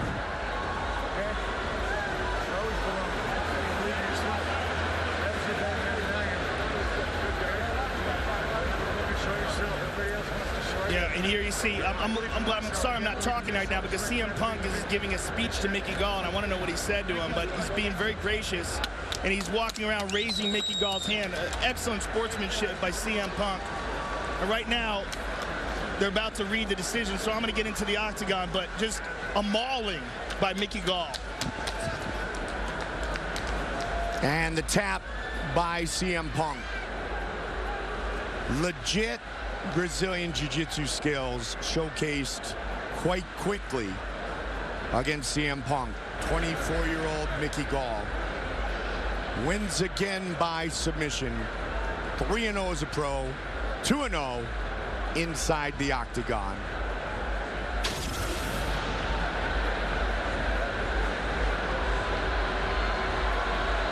Time for our official decision brought to you by Metro PCS, where you get nationwide coverage on the blazing fast 4G LTE T-Mobile network for just $30 period. Here is Bruce Buffer. Ladies and gentlemen, referee Keith Peterson has called a stop to this contest at 2 minutes, 14 seconds of the very first round. Declaring the winner by submission due to a rear naked choke, Mickey Gall.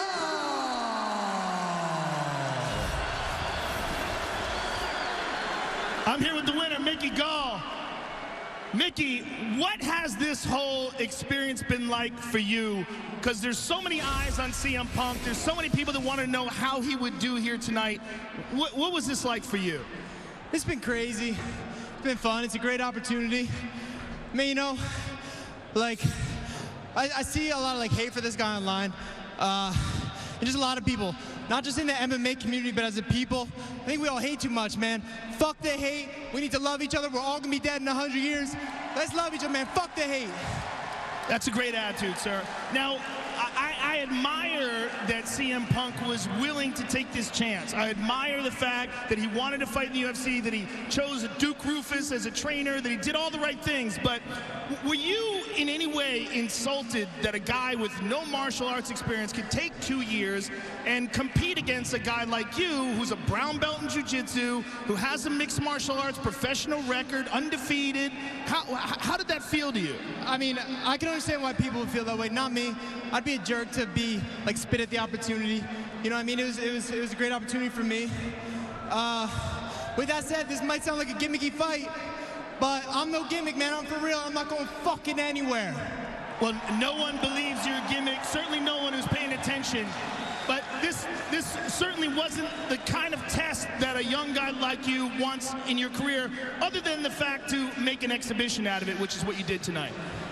Yeah, man. I got someone I want next. Who do you want now?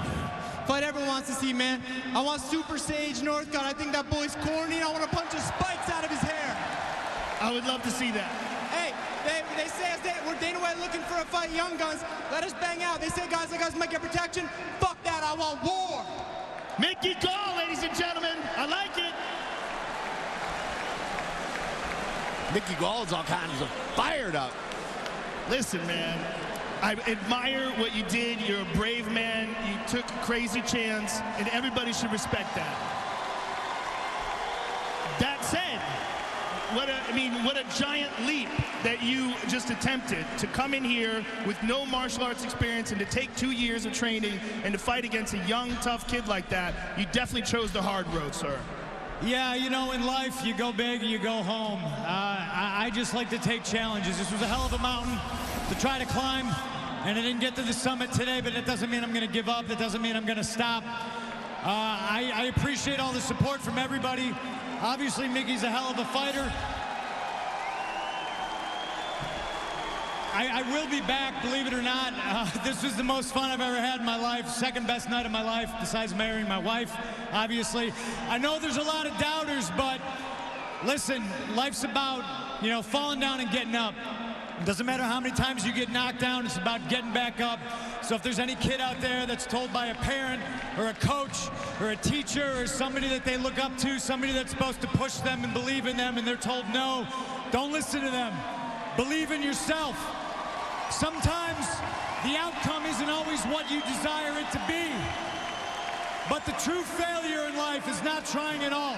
I know that sounds preachy and kind of weird for a guy who just got beat up, but fuck it. This is a time of my life. Thank you, Cleveland. Thank you for having the balls to do this, sir. And I look forward to seeing you continue your journey. CM Punk, ladies and gentlemen. You know what? As a father, he is absolutely 100% right. Classy young man, CM Punk. Junior's in the house, the former UFC heavyweight champion of the world, Junior Dos Santos. We've got heavyweights coming up here on pay-per-view. And on October 8th, from Manchester, England, Michael Bisping will defend his UFC middleweight crown for the first time. And he gets his long-awaited rematch of the most devastating defeat of his professional career when he fights Dan Henderson again. Michael Bisping is the new middleweight champion! This is the greatest day of my life. What do you get for the man who has everything? Dan Henderson is famous for knocking me out at UFC 100. You get revenge. Some say revenge is sweet. I disagree. I think it's better than sweet. Be careful what you wish for. Honestly, I don't know why Michael would want a rematch with me. You can't erase history. The Flats is where the Cuyahoga River, which feeds into Lake Erie, splits the Flats in half. Bars, restaurants, apartment, and the beautiful Greater Cleveland Aquarium. And yes, they are champions now here in Cleveland. Let's take a look at the heavyweight rankings, because we have heavyweights left on the card. Werdum, Browne, of course, Miocic, and Overeem. Fabrício Werdum, beginning of 2016, Joe. There was talk he was the greatest heavyweight of all time. That's before Stipe stepped in and punched him. Well, he's still in the argument. You got to think about it. He submitted 3 of the legends of MMA. Minotauro Nogueira, Cain Velasquez, and Fedor Emelianenko. I mean, that is a resume that no one else has but him. He is, in my opinion, the greatest submission artist in the history of the UFC's heavyweight division. And I just think the only person that comes in second is probably Frank Mir. When you look at what he's been able to do inside the octagon, especially considering that he started out his UFC as really just a jiu-jitsu fighter, but has become a real striker. Now, what's really important about that is one of the highlights of his striking was his victory over Travis Browne.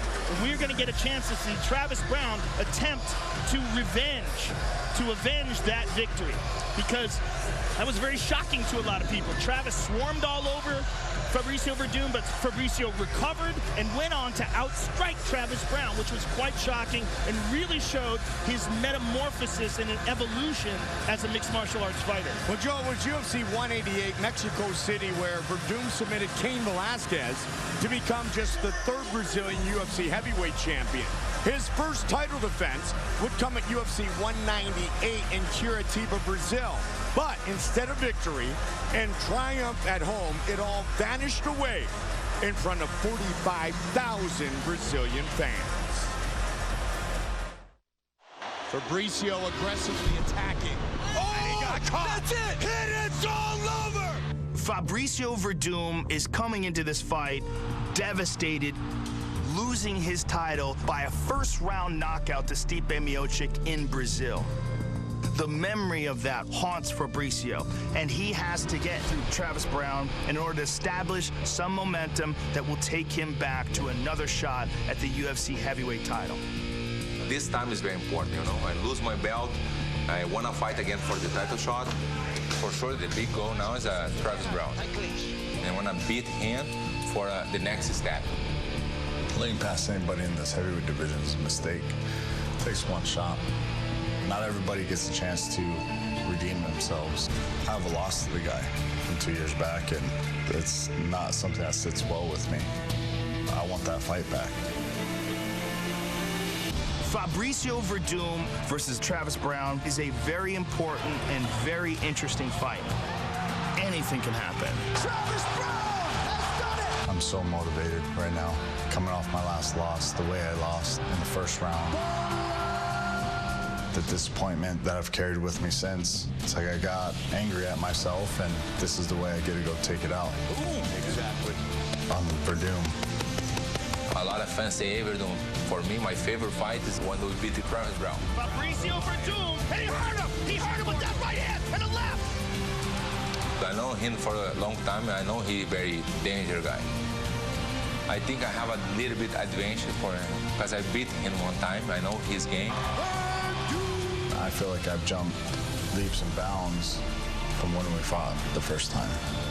I'm ready to go out there and go for broke and not give what happens. Travis Browne by TKO. I'm the champion before. I got it, and I want to show one more time. 100% I come back. I got my belt again.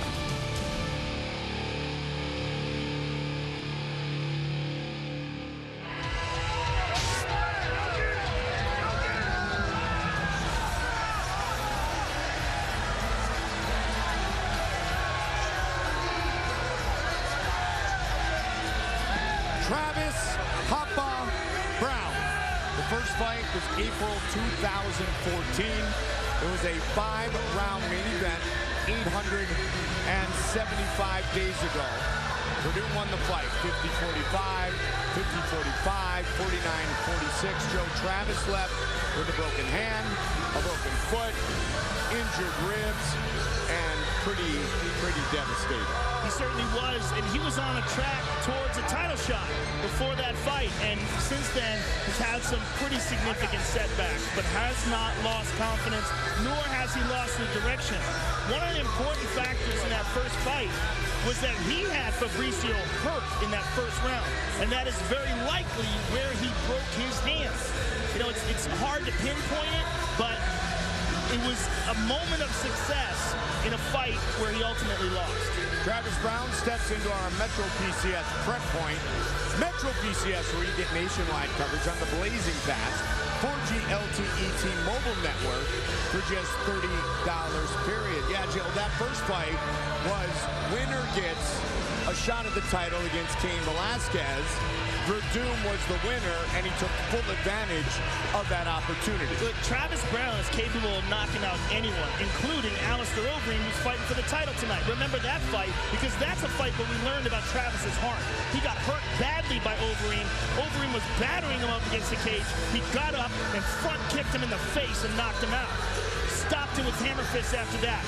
He's knocked out Josh Barnett. He's knocked out Gabriel Gonzaga. He's knocked out Stefan Struve. He's knocked out a lot of guys. He's a dangerous, dangerous guy. And after that first major setback is when he went to the Glendale Fighting Club in California to train under Edmond Tarverdia.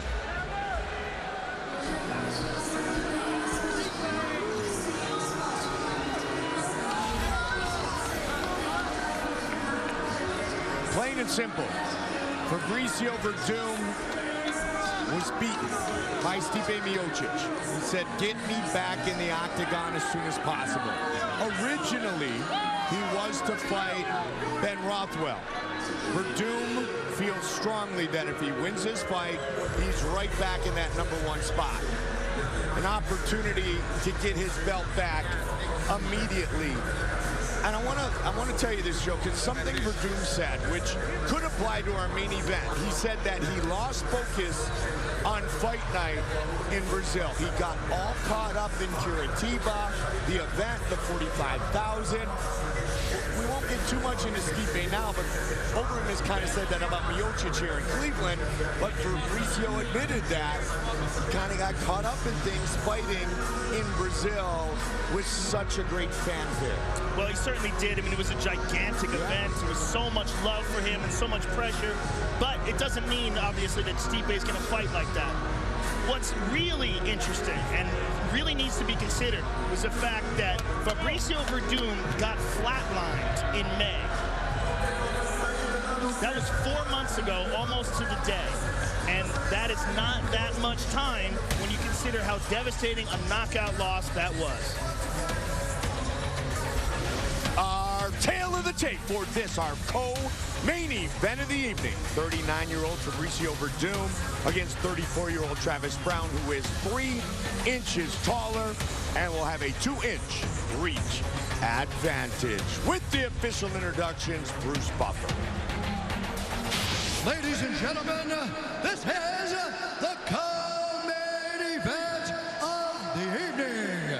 This fight is 3 rounds in the UFC heavyweight division. Introducing first, fighting out of the blue corner, a mixed martial artist holding a professional record, 18 wins, 4 losses, 1 draw. He stands 6 feet 7 inches tall, weighing in at 241 pounds. Fighting out of San Diego, California, presenting the #6 ranked heavyweight contender in the world, Travis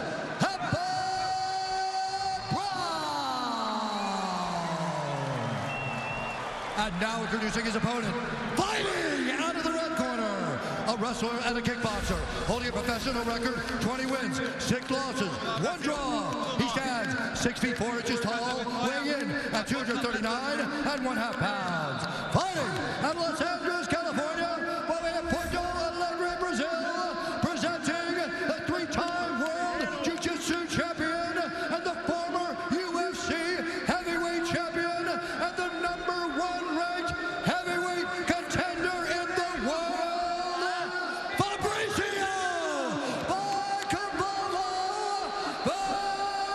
Werdum. And when the action begins, our referee in charge, Gary Copeland. Gary Copeland, our referee. Vanessa, Chrissy, Ariani, Brittany, UFC 203 co-main event. Werdum. Round 1, ready, right? Brown. Here we go. Flying side kick to the face. We are underway. That's a first. Fabrício incredibly aggressive here. But he's got to be careful he doesn't get countered like he did in the Stipe fight. Now they settle in, we think. Dove on that ankle, and Travis easily escapes it. Oh, good right hand by Fabrício. Travis Browne, Joe, has the second highest takedown defense in heavyweight history. Good inside leg kick by Fabrício. There's a kick to the body. They're settling in here. Travis has outstanding counter-punching, Mike. Keep an eye on that. And he can kick people in the face, too. Just asked Alistair Overeem, who is set to fight for the title. Up next here against Stipe Miocic. This is a 3-round kick. Werdum is throwing a bunch of tricks in early. He shows no effects whatsoever of being tentative after his knockout loss. I mean, he's wilder than ever right now.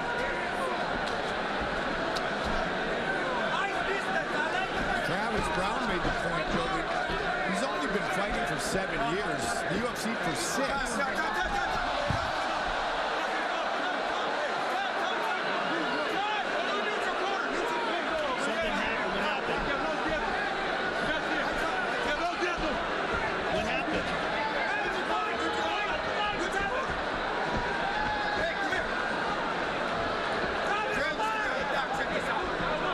Coming in to check something. Well, he's wincing in pain. Break a finger, break a thumb, break a finger. He might have dislocated it or something. He's trying to straighten it out. I said he's good. Wow. Now, are we good letting him fight? You're good? Okay. Good letting him fight, but that's bizarre. If it was just a dislocated finger, are you allowed to stop when you get kicked or whatever's happened to him and dislocate your finger? That's an interesting question. You just did. But is that legal? I mean, what are the rules? Can we bring in Mark Ratner on this, please? Good kick to the body there by Fabrício. We'll bring in Mark Ratner in between rounds if he gets that far. All right, we're going to check in with Mark Ratner right now. We just saw an odd circumstance, Mark. What exactly is the ruling, and was that proper or not? There's no timeouts in fighting, so no. He can't just do that. That's part of the game. So yeah, unless he's stopping, correct? That's correct, yeah. Unless he's getting... Fabrício clipped to the right hand. Thank you, Mark Ratner. So it definitely was odd. It was incorrect, but the fight continues. Now let's watch Travis Browne, though. He's hurt, Joe. He is going to, I would imagine, show a huge sense of urgency to try to finish this fight quickly. Well, I don't know. I mean, it seemed like his finger was disconnected, but then he pulled it back and popped it back in place, so it might be all right. But the real question is, what happens now? Because you can't do that. Well, you know what? What happens is it's done, it's past, and they fight right here. Yeah. You know, it's over. Bizarre. Well, we'll learn from that. And he's aggressively going after Werdum and avoids another takedown attempt. Look at that spinning kick by Werdum. And I was going to start to say something about the experience of Travis Browne. He's always had the heart, Joe. He's just continuing to build on that skill set. Proud Hawaiian hopper Travis Browne. Nice counter. Very nice jab by Travis.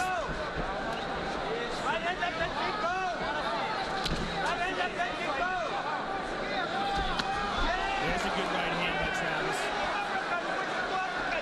Travis Browne, one of 2 UFC fighters with 2 finishes due to standing elbows, so maybe it doesn't matter if he dislocated a finger. Well, there's another thing to take into consideration, Mike, and is that Fabrício Werdum has had some pretty significant back injuries over the last few years. He dealt with it before the Cain Velasquez fight, and it's prevented him from training on many occasions. Big right hand by Fabrício. Big shot by Werdum.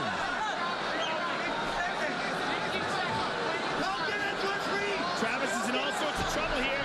He's got to do something, but as he's moving, he's giving up his back. Werdum is outstanding. with his submission game. Multiple-time World Jiu-Jitsu champion. And he's got Travis Browne's back with an arm under the chin. Looking to finish it right here, right now. Travis survives. 20 seconds. Boy, Travis has got to do something big here. 15 seconds. 10 seconds. He's gonna make it. What a crazy round. Wow. Unbelievable. Expect the unexpected. You fucking listen to me. This motherfucker ain't got shit on you. Listen to me. I fucking promise you this motherfucker's too slow for you. That finger up. Right? Breathe. Yeah, check his finger, make sure. I can't do anything with that. If one of you guys want to pull on a little bit, try to reduce it. Breathe. You're gonna win with that fucking finger. Left hook right. Listen, don't pull back like this. Left hand fucking tight. Feel the fucking ground. When you hit your leg, you pull soft. Here's a big overhand by Fabrício Werdum. Fight solid. Fight with heart. Sit down. Head movement, press, and break this motherfucker. Show your heart. You can do it. And that's when he pulled away and had his finger. I don't want to see that right cross touch you again. You stop it with your quick jab. Double jab when you're moving forward. Tilt a little bit to your right, okay? And look at that flying side kick to the face. That is just insane. That might be one of the first flying side kicks ever in a big-time heavyweight fight. And a big right hand. And that is a huge right hand that really hurt him towards the end of the fight. Here's something to think about, Joe. Travis Browne played basketball at a very high level. Basketball players get their fingers jammed like that all the time. Pulls it back, ready to play more, ready to fight more. Here tonight in the home of the world champion Cleveland Cavaliers. Yeah, he seems to be okay, but I don't know if he can make a full fist. It seems like in the corner he was indicating that he couldn't bend the finger. And that's the one thing basketball players don't have to do, right? There's a good left hand there by Travis. And a good leg kick by Fabrício. Travis avoids the takedown. Yeah, see, he went back to that finger. He's having a hard time with that finger still. But he's just going to grit his teeth and bear through it. Which is no surprise to anybody who knows Travis Browne. And Werdum is, I don't know, is he effective right now, Joe, or is he kind of all over the place?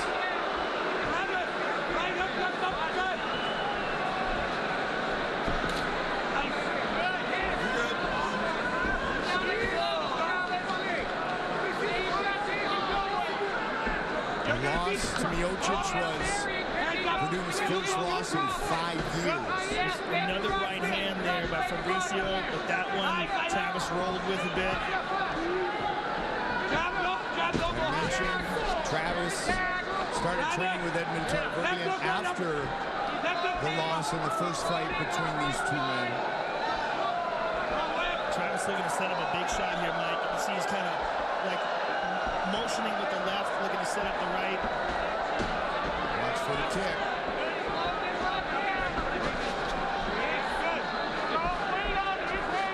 Watch for that kick right up the middle. Good inside leg kick by Fabrício. Edmond Tarverdyan said, all right, throw a jab. Throw a jab. He told Travis, you don't even know how to jab. It's come a long way since. Switches it up a little bit, goes southpaw. Body kick could be coming, now back to orthodox. Under 3 on the clock here in round 2. Edmond Tarverdyan. Travis, he's trying to get you in back. Catch that and drop it. Left hook, right cross. Ricky Lundell in the corner of Travis Browne. Outstanding grappling coach. Go get him now. Travis looks very hesitant to me, Mike. He's standing in front of Fabrício, not pulling the trigger.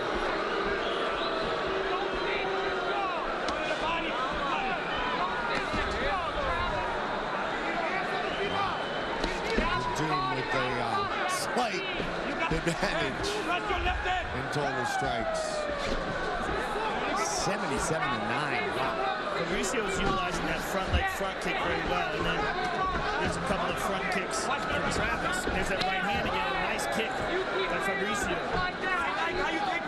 Browne was outlanded 90-6 against the last Velasquez, and he's trying to find something, Joe. He's looking for that left hook counter right there.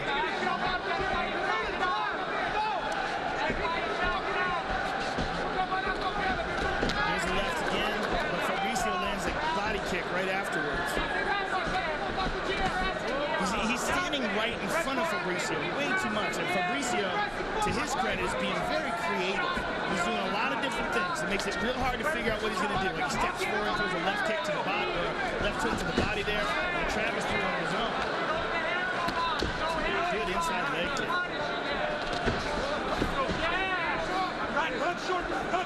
14 of 18 career wins by knockout for Browne.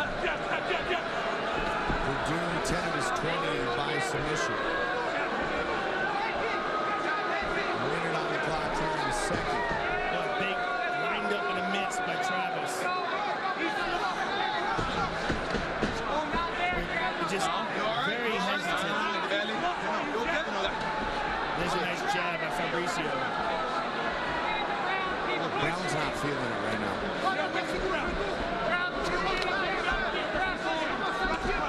Well, he's always dangerous. I mean, he always can explode on you and land one big shot and take you out, but it just doesn't look like the same Travis Browne that we saw beat Alistair Overeem.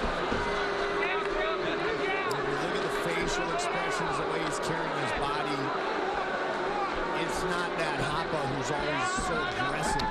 There's a nice leg kick right there. Steps through. I mean, he's had 4 losses in his MMA career, but 2 of them in a row. And big ones. The Cain Velasquez loss was huge. And the Orlovsky loss was devastating to him. Último round. Vamos focar a luta do chão agora, pra respirar, dar uma recuperadinha. Professor Rafael Cordero. Ganhamos o primeiro, ganhamos o segundo bem. Ganhamos o primeiro, ganhamos o segundo bem. Eu preciso que você trabalhe esse teu jab, Werdum. Ele tá muito perto de você, tá entrando. When he tries to go down, você, pra você não dar. get ready for me. Travis, first with the jab, double jab, chest jab, and then you can do whatever you want. Believe in yourself, brother. Last round, you win, it's yours. Get the fuck up and do it, so we won't fucking cry later. Let's go. He's not on your level. Let's go. He's gonna come out hard. You gotta press forward the entire time. I don't give a fuck your head. Fuck this motherfucker up. He's good. Let's go. Hey, they don't got anything on you. Let's go. Pretty much says it all.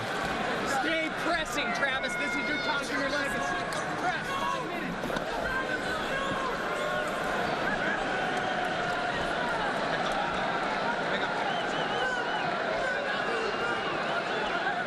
After 2 rounds, wow, what a significant difference in total strikes. Yeah, it's been pretty crazy. I just point out I did make a mistake. He beat Matt Mitrione in between the losses to Orlovsky and Cain Velasquez, but it was a controversial loss, of course, because Mitrione got eye poked in that fight. Had the broken orbital. Yeah. Travis Browne's got to finish Fabrício Werdum. Well, he does, and he's got to fight like the aggressive Travis Browne of old, like the Travis Browne that beat Brendan Shaw.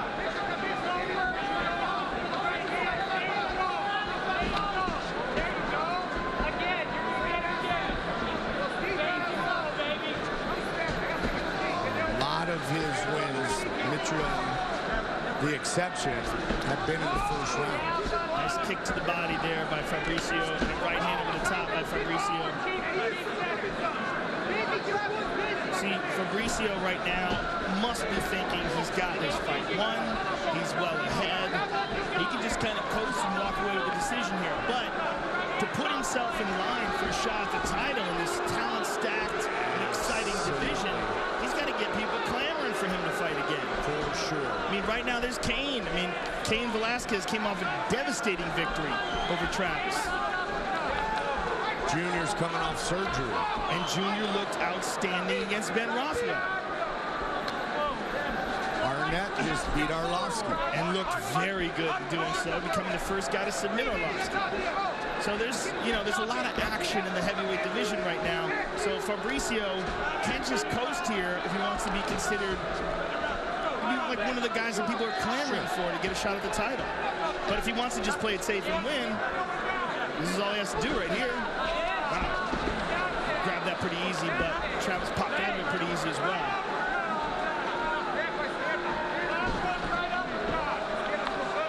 just over 3 minutes in this fight. Very hesitant. Miocic Overeem main event for the belt still ahead.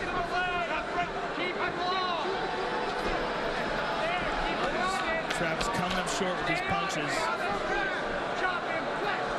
You know, I mean, it's hard to tell a man that he's got to go for broke and put himself in the line of danger. But for Travis Browne, there's really no other options. He's moving away there, putting his hands up. He's not, you know, he's not presenting any real danger here to Fabrício. He's got to. There's a good left hook. He needs more of that. He needs to really ramp it up over the next 220. Topps UFC Knockout 16 mobile trading card app now available for iOS and Android devices. Download for free now. Just over 2 minutes remaining in this fight.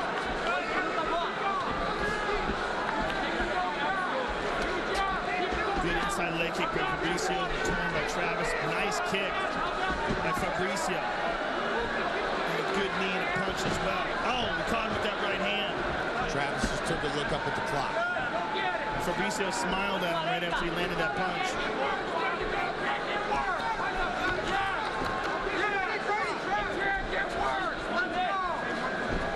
Good high kick by Travis, but blocked by Fabrício. And again, he goes to it. He needs more of that.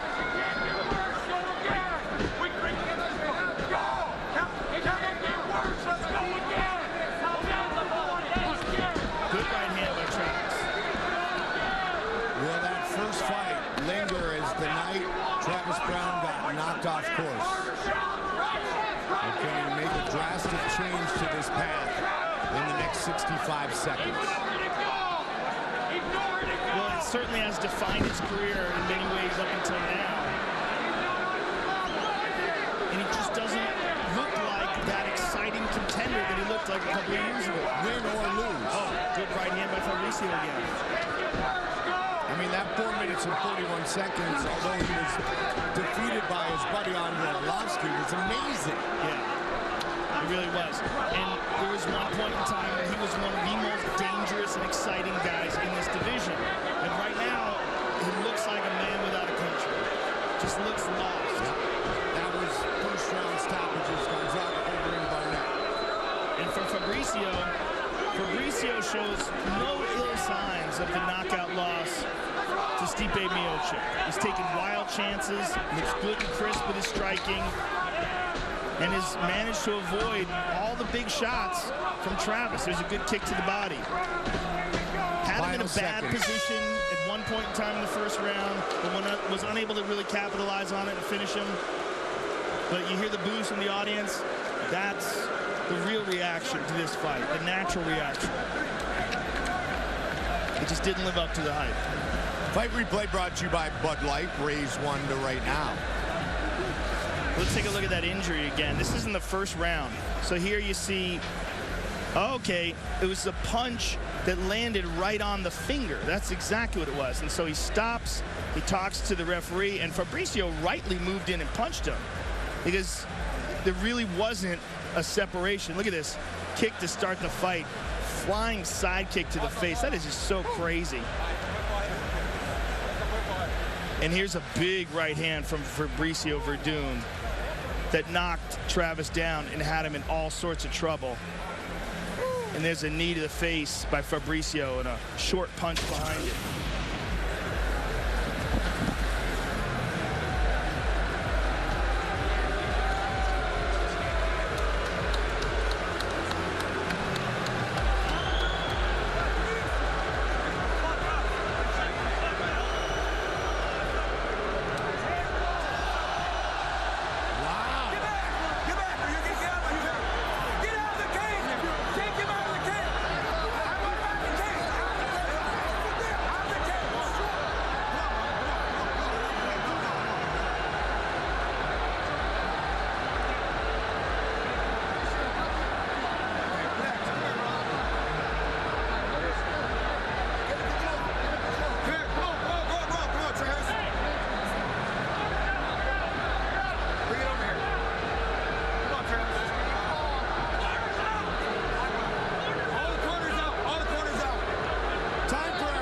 decision.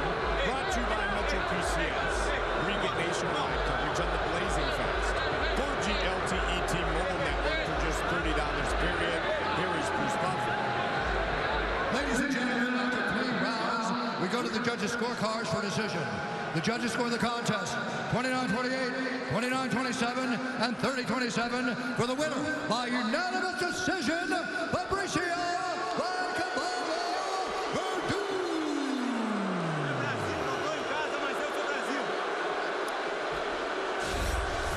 With the winner, Fabrício Werdum. Congratulations, Fabrício. There was a lot of controversy after the fight, a lot of bad blood, but not during the fight. Give us your thoughts on the fight itself. You had him in trouble in that first round, and there was a very odd moment where you hit him with a punch on his hand, and he stopped the time. What were you thinking there? He dislocated his finger, and he stopped the time, which you're not allowed to do. So what were you thinking there? I think he's broke the finger. I don't know when, but he broke his finger. He's a very warrior guy because he keeps going to fight. I love this. I respect Travis Browne. It's the second time I beat him. And that's it, man. It's a good fight. I think it's a good fight, but as I Stipe Miocic house. That's it. Let's look at that again, because you threw a right hand and it caught him on the tip of his finger, and that's when he pulled away to stop. So there's a definitive moment here. It wasn't like an injury. See, here you see it.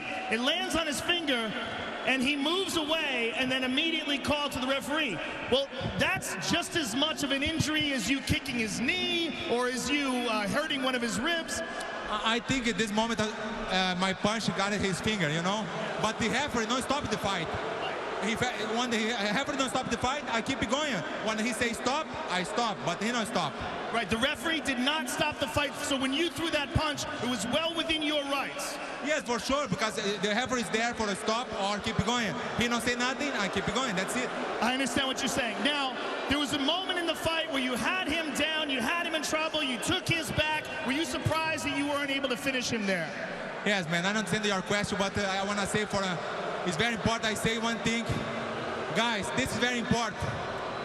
This son, my friend's son is dying 3 days ago because one woman drunk killed this guy in the street. Just not drink and drive, please. That's it. This is very important. And the other thing, this fight for all athletes, Brazilian athletes, for the Olympics. All right, Fabrício, congratulations on your victory. Look forward to seeing you again. Galera, valeu. Não foi a luta que eu queria, mas foi muito boa. O negócio é o seguinte, eu tenho orgulho de ser brasileiro e é tudo nosso. O próximo passo é eu pelo cinturão. E nem me viu. I was going to say, hey, everybody, I'm happy to hear that I'm come back, and I'm going to come back and fight for my title. I'm going to get where it's mine. Congratulations, sir. Fabrício Werdum, ladies and gentlemen. For Croatian guys, laku noche. Fabrício Werdum. Giving a little love to the Croatian guys. That guy would be Stipe Miocic. Forrest Griffin, the original Ultimate Fighter. Cody Garbrandt, 5-0 in the UFC. 4 knockouts, back-to-back knockouts of Almeida and Mizugaki. Take a look at First Energy Stadium. Stipe Miocic got to meet the new head coach, Hugh Jackson. And Browns open in Philadelphia. Their home opener is next week against the Ravens. And Stipe got to take part in the Cavaliers championship parade. Man, he's a Clevelander inside and out, and he gets the chance in just a few moments to defend his title here at home, working with his boxing coach, Alex Cooper.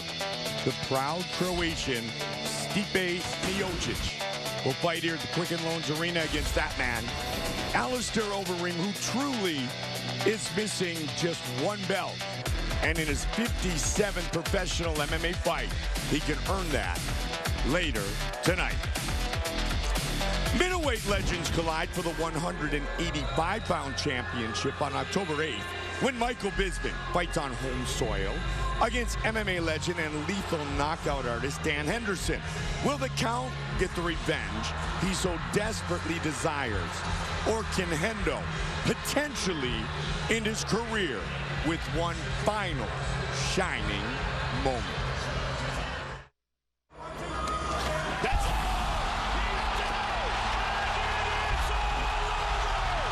For years, Michael Bisping has been haunted by that highlight reel from UFC 100 where Dan Henderson brutally knocked him out. This right here is revenge. Normally, I'm not that way in fights. I know if the guy's out. I think that one was just to shut him up a little bit.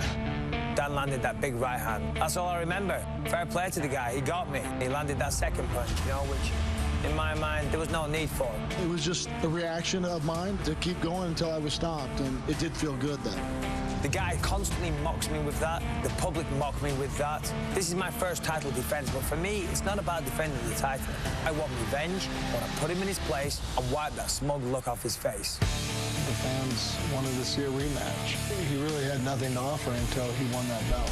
Dan Henderson has the kind of power where he can change the fight in an instant. I appreciate you guys giving me that extra energy to keep on going and that extra drive. It shall be done, the rematch, Michael Bisping and Dan Henderson. Make no mistake about it, the belt is on the line, but this fight is all about revenge. As a fighter, you want to go out there and right that wrong. Michael Bisping, he has the ability to erase that loss. Look, Bisping's a but he's a warrior and he's tough and he's going to hang in there. Dan's had a great career. He's achieved many things, but the #1 goal people want to achieve in mixed martial arts is to be the UFC champion of the world. I am the UFC middleweight champion. He is not. There is a reason for that. I am the better fighter. I will prove that in this rematch. I will beat him. Lightning will not strike twice. I will knock out Dan Henderson. When he's unconscious, I'll give him another blow as well.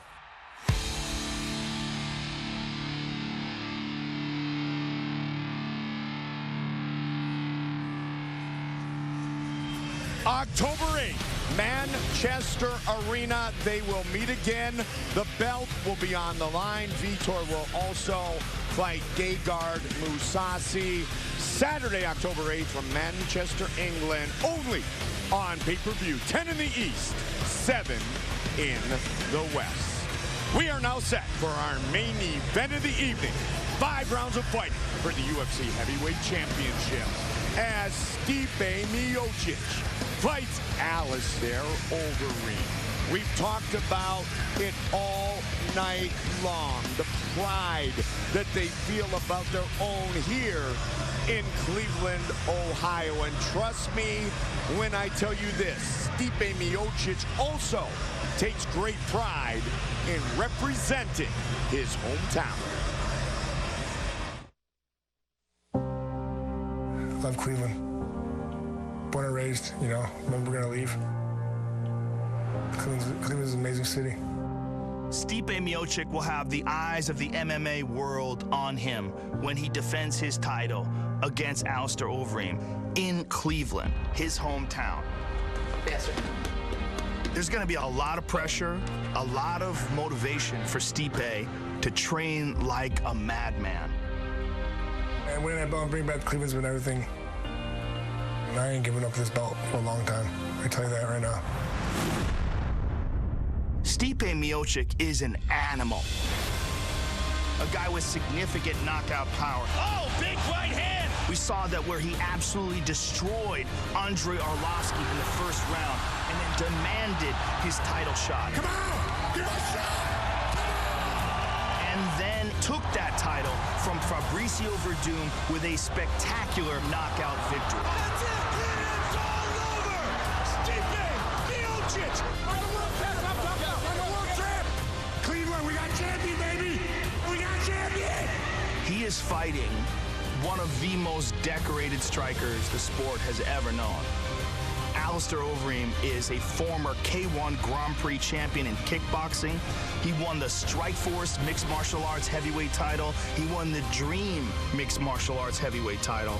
And now he has an opportunity to fight for the UFC belt. Yeah, it's been 22 years of training and competing, and it has been a ride. It feels like destiny. One fight away from becoming UFC heavyweight champion.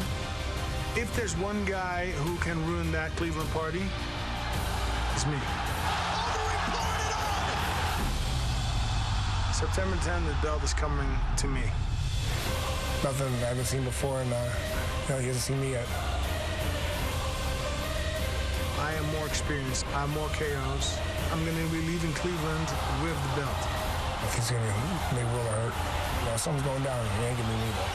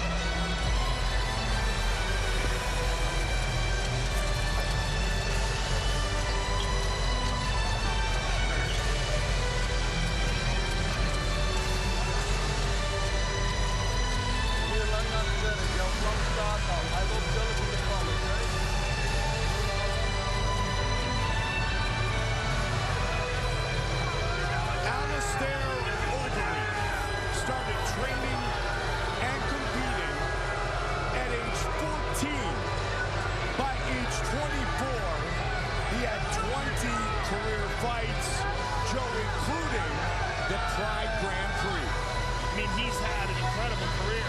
So many kickboxing fights, so many MMA fights, K1 Grand Prix champion, Strikeforce heavyweight champion, Dream heavyweight champion, ups and downs inside the octagon, the spectacular UFC debut against Brock Lesnar, where he looked virtually unbeatable. The ups and the downs, but lately has looked amazing. Has really found a balance, has lost a lot of mass, has settled into a lighter frame, decided that somewhere around 240 seems to be like a sweet spot. And then he was bigger and heavier. He just had a hard time with endurance, especially when he was dealing with the third, fourth. Well, he didn't really get into the fourth and fifth rounds, but those longer round fights. So what he has done is sort of settle in to the right amount of training, moved to Jackson's, training in Albuquerque, New Mexico for this fight. World-class trainers, world-class people to compete with inside the gym, and the results inside the octagon have been amazing, particularly in his last fight where he stopped Junior Dos Santos. The challenger steps into our Metro PCS prep point. Metro PCS, where you get nationwide coverage on the blazing fast 4G LTE T-Mobile network for just $30, period. The Junior Dos Santos fight was particularly impressive because Junior has looked so good lately as well. And after that, he stopped Andre Arlovsky. And he just really showed the full game that he possesses over the last few fights he's had inside the octagon. The Stefan Struve fight, the unanimous victory over Roy Nelson, really coming to his own. 22 years of training and competing, and tonight he has the opportunity to become a UFC champ.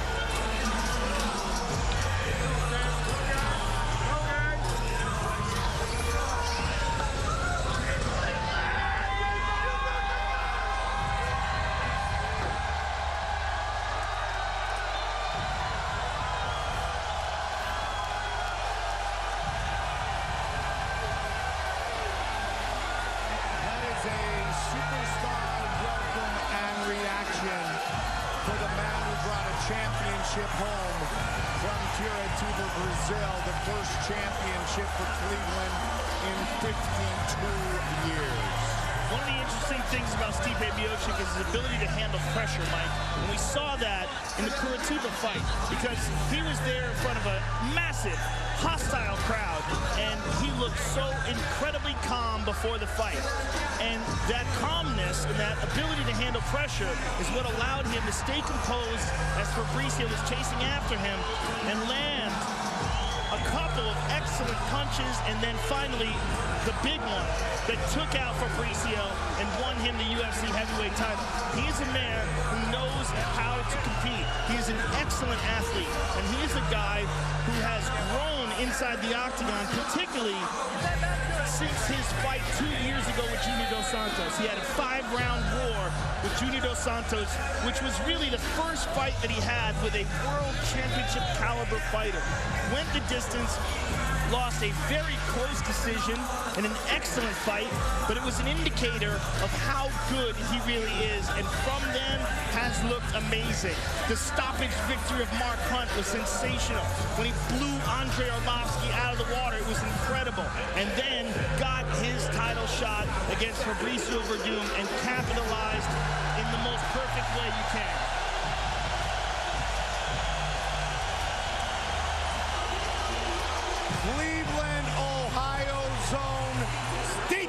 Miocic. Our tale of the tape for this, our main event of the evening. The champion is 34. The challenger is 36. Overeem, 3 pounds heavier. Everything else is identical. To get it underway, the veteran voice, Bruce Buffer.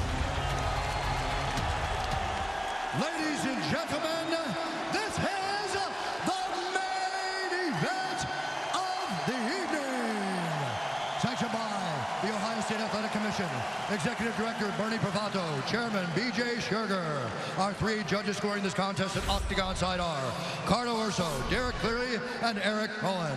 And when the action begins, our referee in charge, Mark Goddard.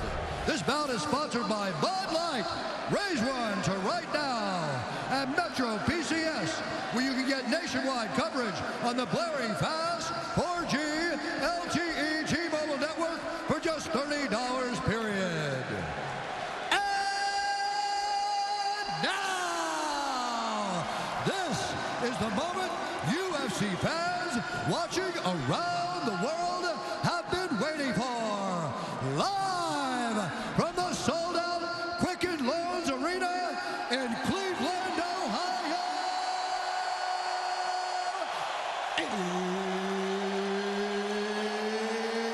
It's time! 5 rounds for the undisputed UFC Heavyweight Championship of the world. Introducing first, fighting out of the blue corner, a mixed martial artist holding a professional record, 41 wins, 14 losses, 1 no contest. He stands 6 feet 4 inches tall, weighing in at 249 pounds. Fighting out of Amsterdam, the Netherlands, presenting the former Strikeforce heavyweight champion and the number 3 weight heavyweight contender in the world, the challenger, Alistair, the Reeve Overeem. And now, introducing the champion, fighting out of the red corner, a mixed martial artist holding a professional record, 15 wins, 2 losses. He stands 6 feet 4 inches tall, weighing in at 246 pounds. Fighting out of Independence, Ohio, presenting the reigning, defending, undisputed UFC heavyweight champion of the world, Stipe Miocic.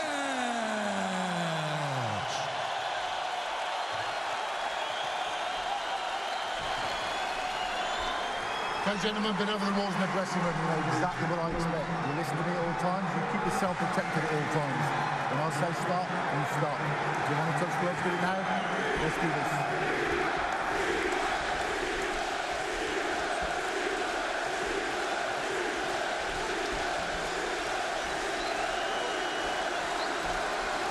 Miocic, Overeem.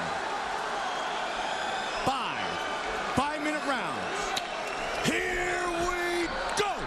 Black trunks for the champion. Blue trunks for the challenger. Alistair Overeem has taken a cautious approach as of late, moving around a lot and looking to counter-strike, particularly early in the fight. Look for him to use a lot of movement and avoid the rush of Stipe. He likes to fight from the southpaw position and throw hard power kicks with that left leg. And on the inside, he has some of the best knees in the business. Overeem has beaten 6 former UFC champions. He is 4-0 since moving to Jackson Link MMA. Miocic has won in 43 seconds, 35 seconds, 54 Joe, and 247 to take the belt from Werdum. And there was that hard power kick that we were talking about. Look at that. He's literally running. Oh, my goodness! He got the guillotine. Can he finish it right here, right now? His guillotine is nasty. Miocic in huge trouble. No, he's not. Not even. He's out. And he's chasing Overeem down. He's still wobbly, though, Mike. He's still wobbly. He's on shaky legs.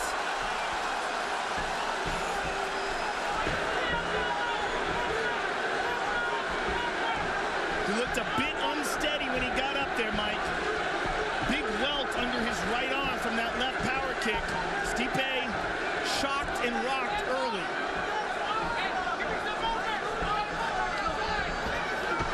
And you're dealing with an incredibly high-level striker in Alistair Overeem. Arguably the most decorated guy in the history of this division. If he leaves with this belt, there will be no argument. And as far as a striker, maybe unmatched all time. Oh, well, for sure, there's never been a guy. Oh, he caught him there. Stipe caught him with a left. Oh, and Alistair caught him. 87th overall fight for Overeem. Stipe right in the pocket. Right hand by Stipe. Alistair's in trouble. And the crowd reacts. Alistair's in trouble, Mike. And he got tagged again. He's got to get off the cage. And for Stipe, he's got to move in and close his show. And he tags him again. Good right hand by Stipe. Good combination. Beautiful left to the body by Stipe. Miocic, the aggressor.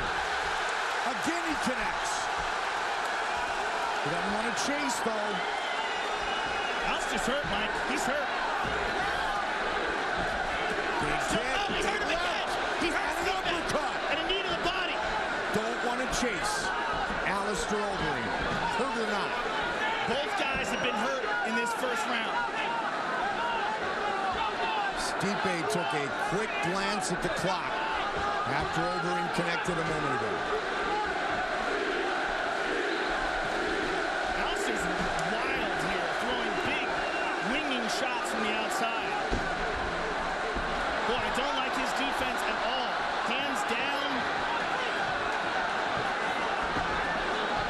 This really seems intent on preserving his energy.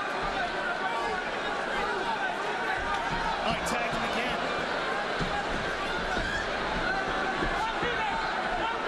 Miocic staying right in the pocket. Throws his own kick. Combination. Good combination by Stipe. His technical boxing is outstanding. And Alistair's just winging these weird, crazy punches. Stipe on top. Hammer fist by Stipe. Big ground and pound to the body. Alistair's in all sorts of trouble here, Mike. Postured up. Big shot. He's out. It is all over. Stipe Miocic remains the heavyweight champion. Wow. He wins here at home. And what a crazy, crazy first round that was. Outstanding. Wow.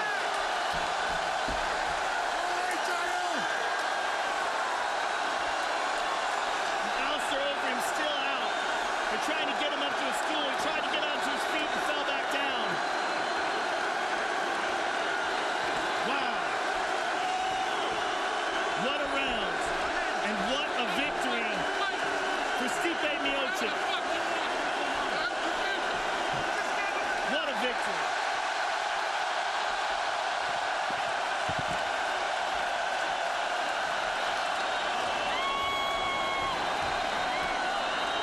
Cleveland still has a UFC World Champion.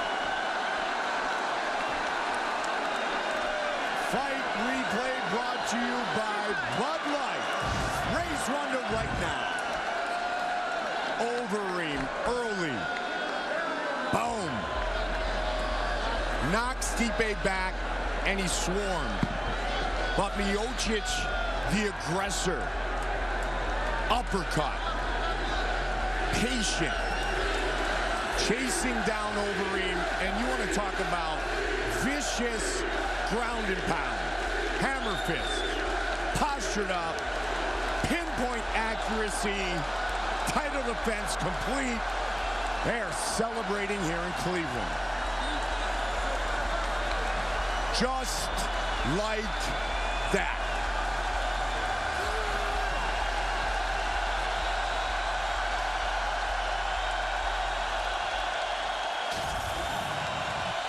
Time for our official decision, brought to you by Metro PCS. We can get nationwide coverage on the blazing fast 4G LTE T-Mobile network for just $30 period. Bruce Buffer.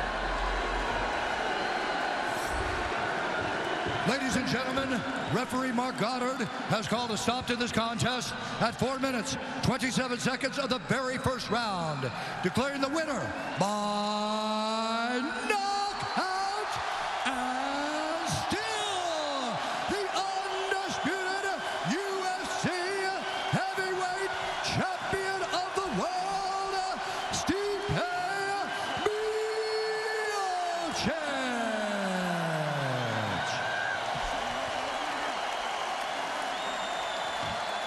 I'm here with the winner and still champ.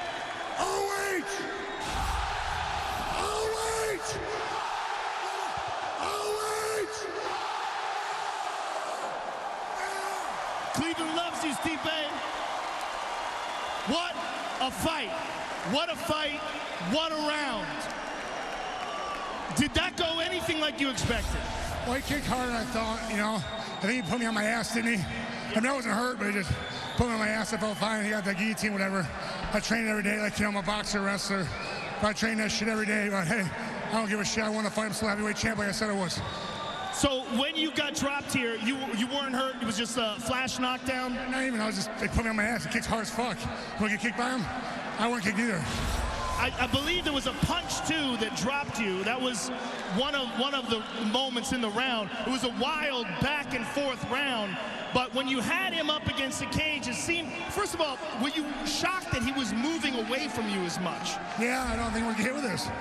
I mean, and I understand why, you know, man. He's a tough guy. He's a veteran. He's fought the best in the world. But listen, man, I told you I'm keeping his belt for a long time. Well, you kept his belt tonight, sir, and let's look at the finish. You got him down to the ground. And once you got him down, you rained down some ferocious ground and pound and eventually shut the lights out here. Give us your thoughts. What was going through your mind? Shut him down. Put him out. Turn the motherboard off. And you turned the motherboard off indeed. The winner and still UFC heavyweight champion. How good does that sound, sir? OH! OH! That's it, baby, Ohio! Cleveland! The baddest man on the planet, ladies and gentlemen, Stipe Miocic.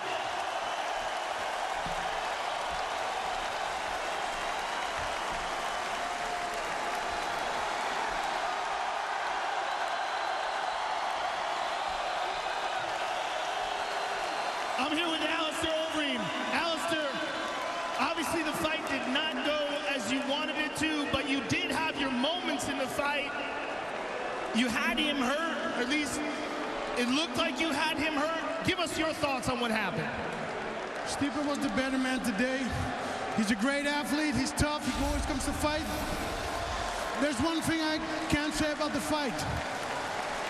I believe when I punched him and he went down, I followed him. I got him in a guillotine choke, and I clearly felt a tap. The ref didn't see it. The ref didn't jump in. So the fight continued, but in my opinion, he tapped, and it's a bummer. We're gonna have to go back to the drawing boards. I think I am the better fighter, but not today. You think he tapped, and you think that, did you let go when you felt like he tapped? Yes, the referee didn't come in, so, but he clearly tapped. Well, let's take a look at it. We'll have the truck pull it, and let's look at the big screen. Let's take a look at it right here. You dropped him, you had him hurt, you grabbed a hold of the guillotine, you held on strong. We'll take a look at the whole thing in slow motion. Tell us when you see the tap. Here it is, you got it locked up.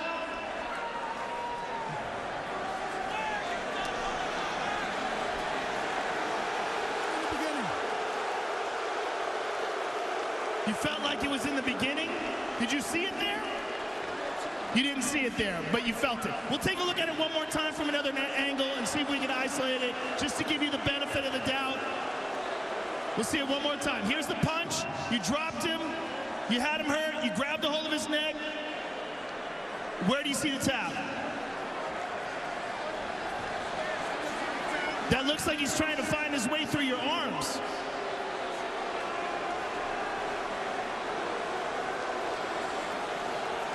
Well, it didn't look like a tap to us, but I understand that you felt that way.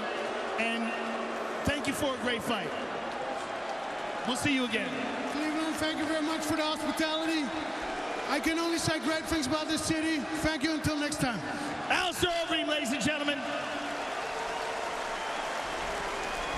Alistair Overeem denied his opportunity to win the last belt that he believes belongs on his great showcase of championships. And what a moment for Cleveland. What a moment for Stipe Miocic to defend here inside Quicken Loans Arena, to defend the title as a proud Clevelander, the very first time the UFC comes to his hometown. The next time you'll see us back on pay-per-view, Britain's best returns to the UK, ready to defend his gold in Manchester, England. There's nothing I do better in this life than fighting. Nobody's taking this away from me. It felt good knocking out Michael Bisping, and I'm going to do it again.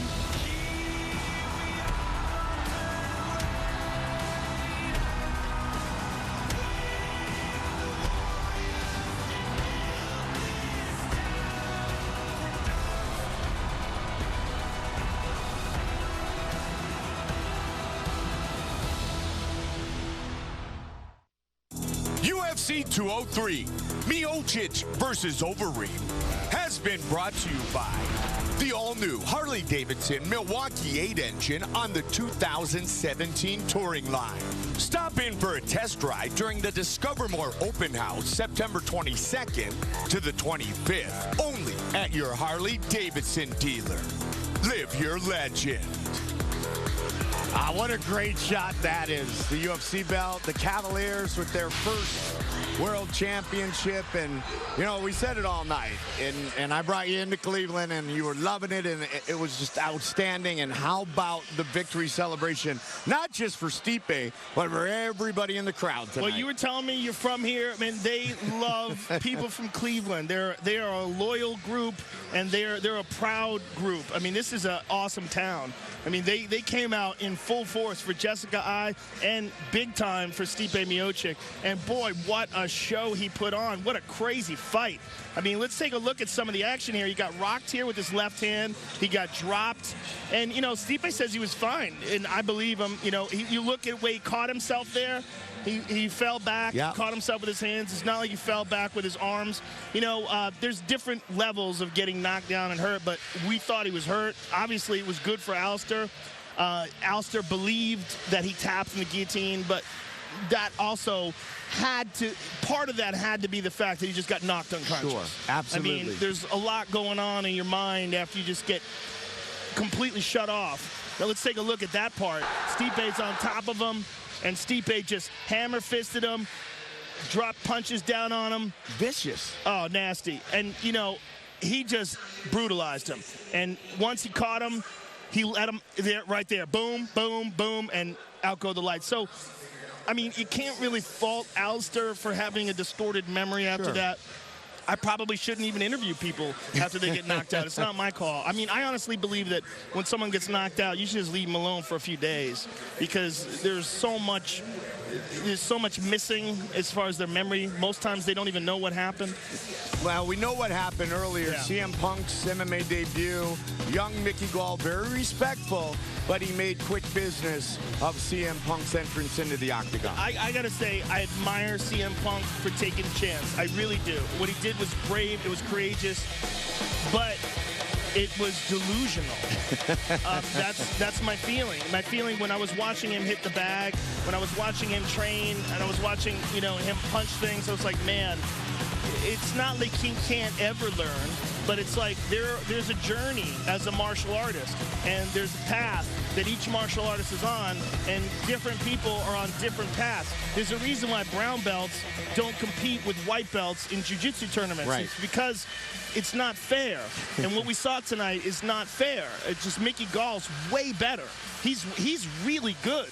I mean, I watched that kid roll. I watched him take the back when he fought Mike Jackson. He's really good.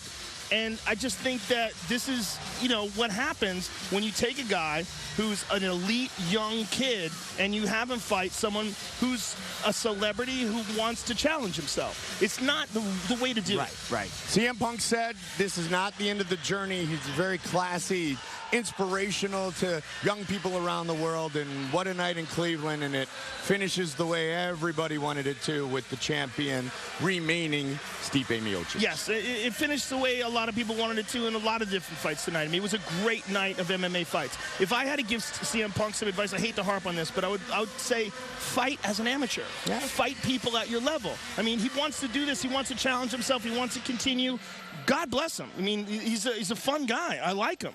But this is not the way to do it. Well, the way to do it is how Stipe Miocic did it. He did it quickly, he did it definitively, and he remains the champ. Here's what's coming up inside the Octagon. And the next 3 weeks are all on FS1. Next Saturday, it's an FS1 UFC Fight Night as Dustin Poirier faces Michael Johnson, with the main card starting at 10 p.m. Eastern.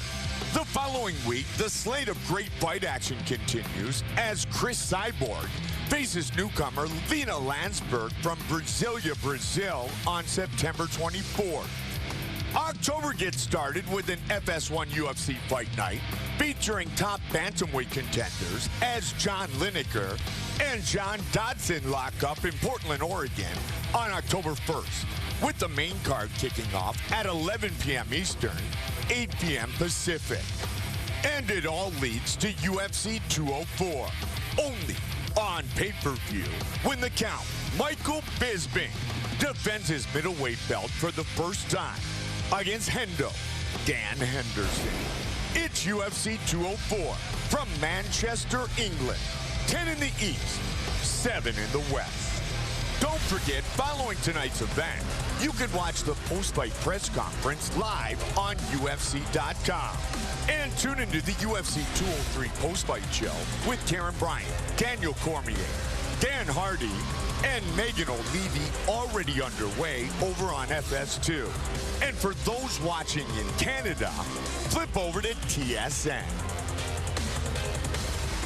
The executive producers of the Ultimate Fighting Championship, UFC President Dana White, Ari Emanuel, and Patrick Weitzel. The Executive Vice President of Operations and Production is Craig Borsari. Our coordinating producer, Zach Candido. Tonight's show produced by Bruce Conner. Directed by Anthony Pasquale Giordano. The stars were in the house. They wanted to see what CM Punk was all about. And Mickey Gall, he's ready for the next challenge in Super Sage Northcutt. Quick submission finish to the talented kid from New Jersey. Questions were certainly answered. Then it was all about the heavyweights. Here, where the Cavaliers just won the World Championship. Fabrício Werdum came out flying, and he wins the decision. But will he be next? Time will tell. We do know one thing. Undoubtedly, the best heavyweight in the world right now lives right here in Cleveland, Ohio. Rocked early, but he finishes, and he finishes dynamically. The Croatian from Cleveland, Stipe Miocic. From my partner Joe Rogan, Mike Goldberg saying so long until next time. We see you right back here inside the Octagon.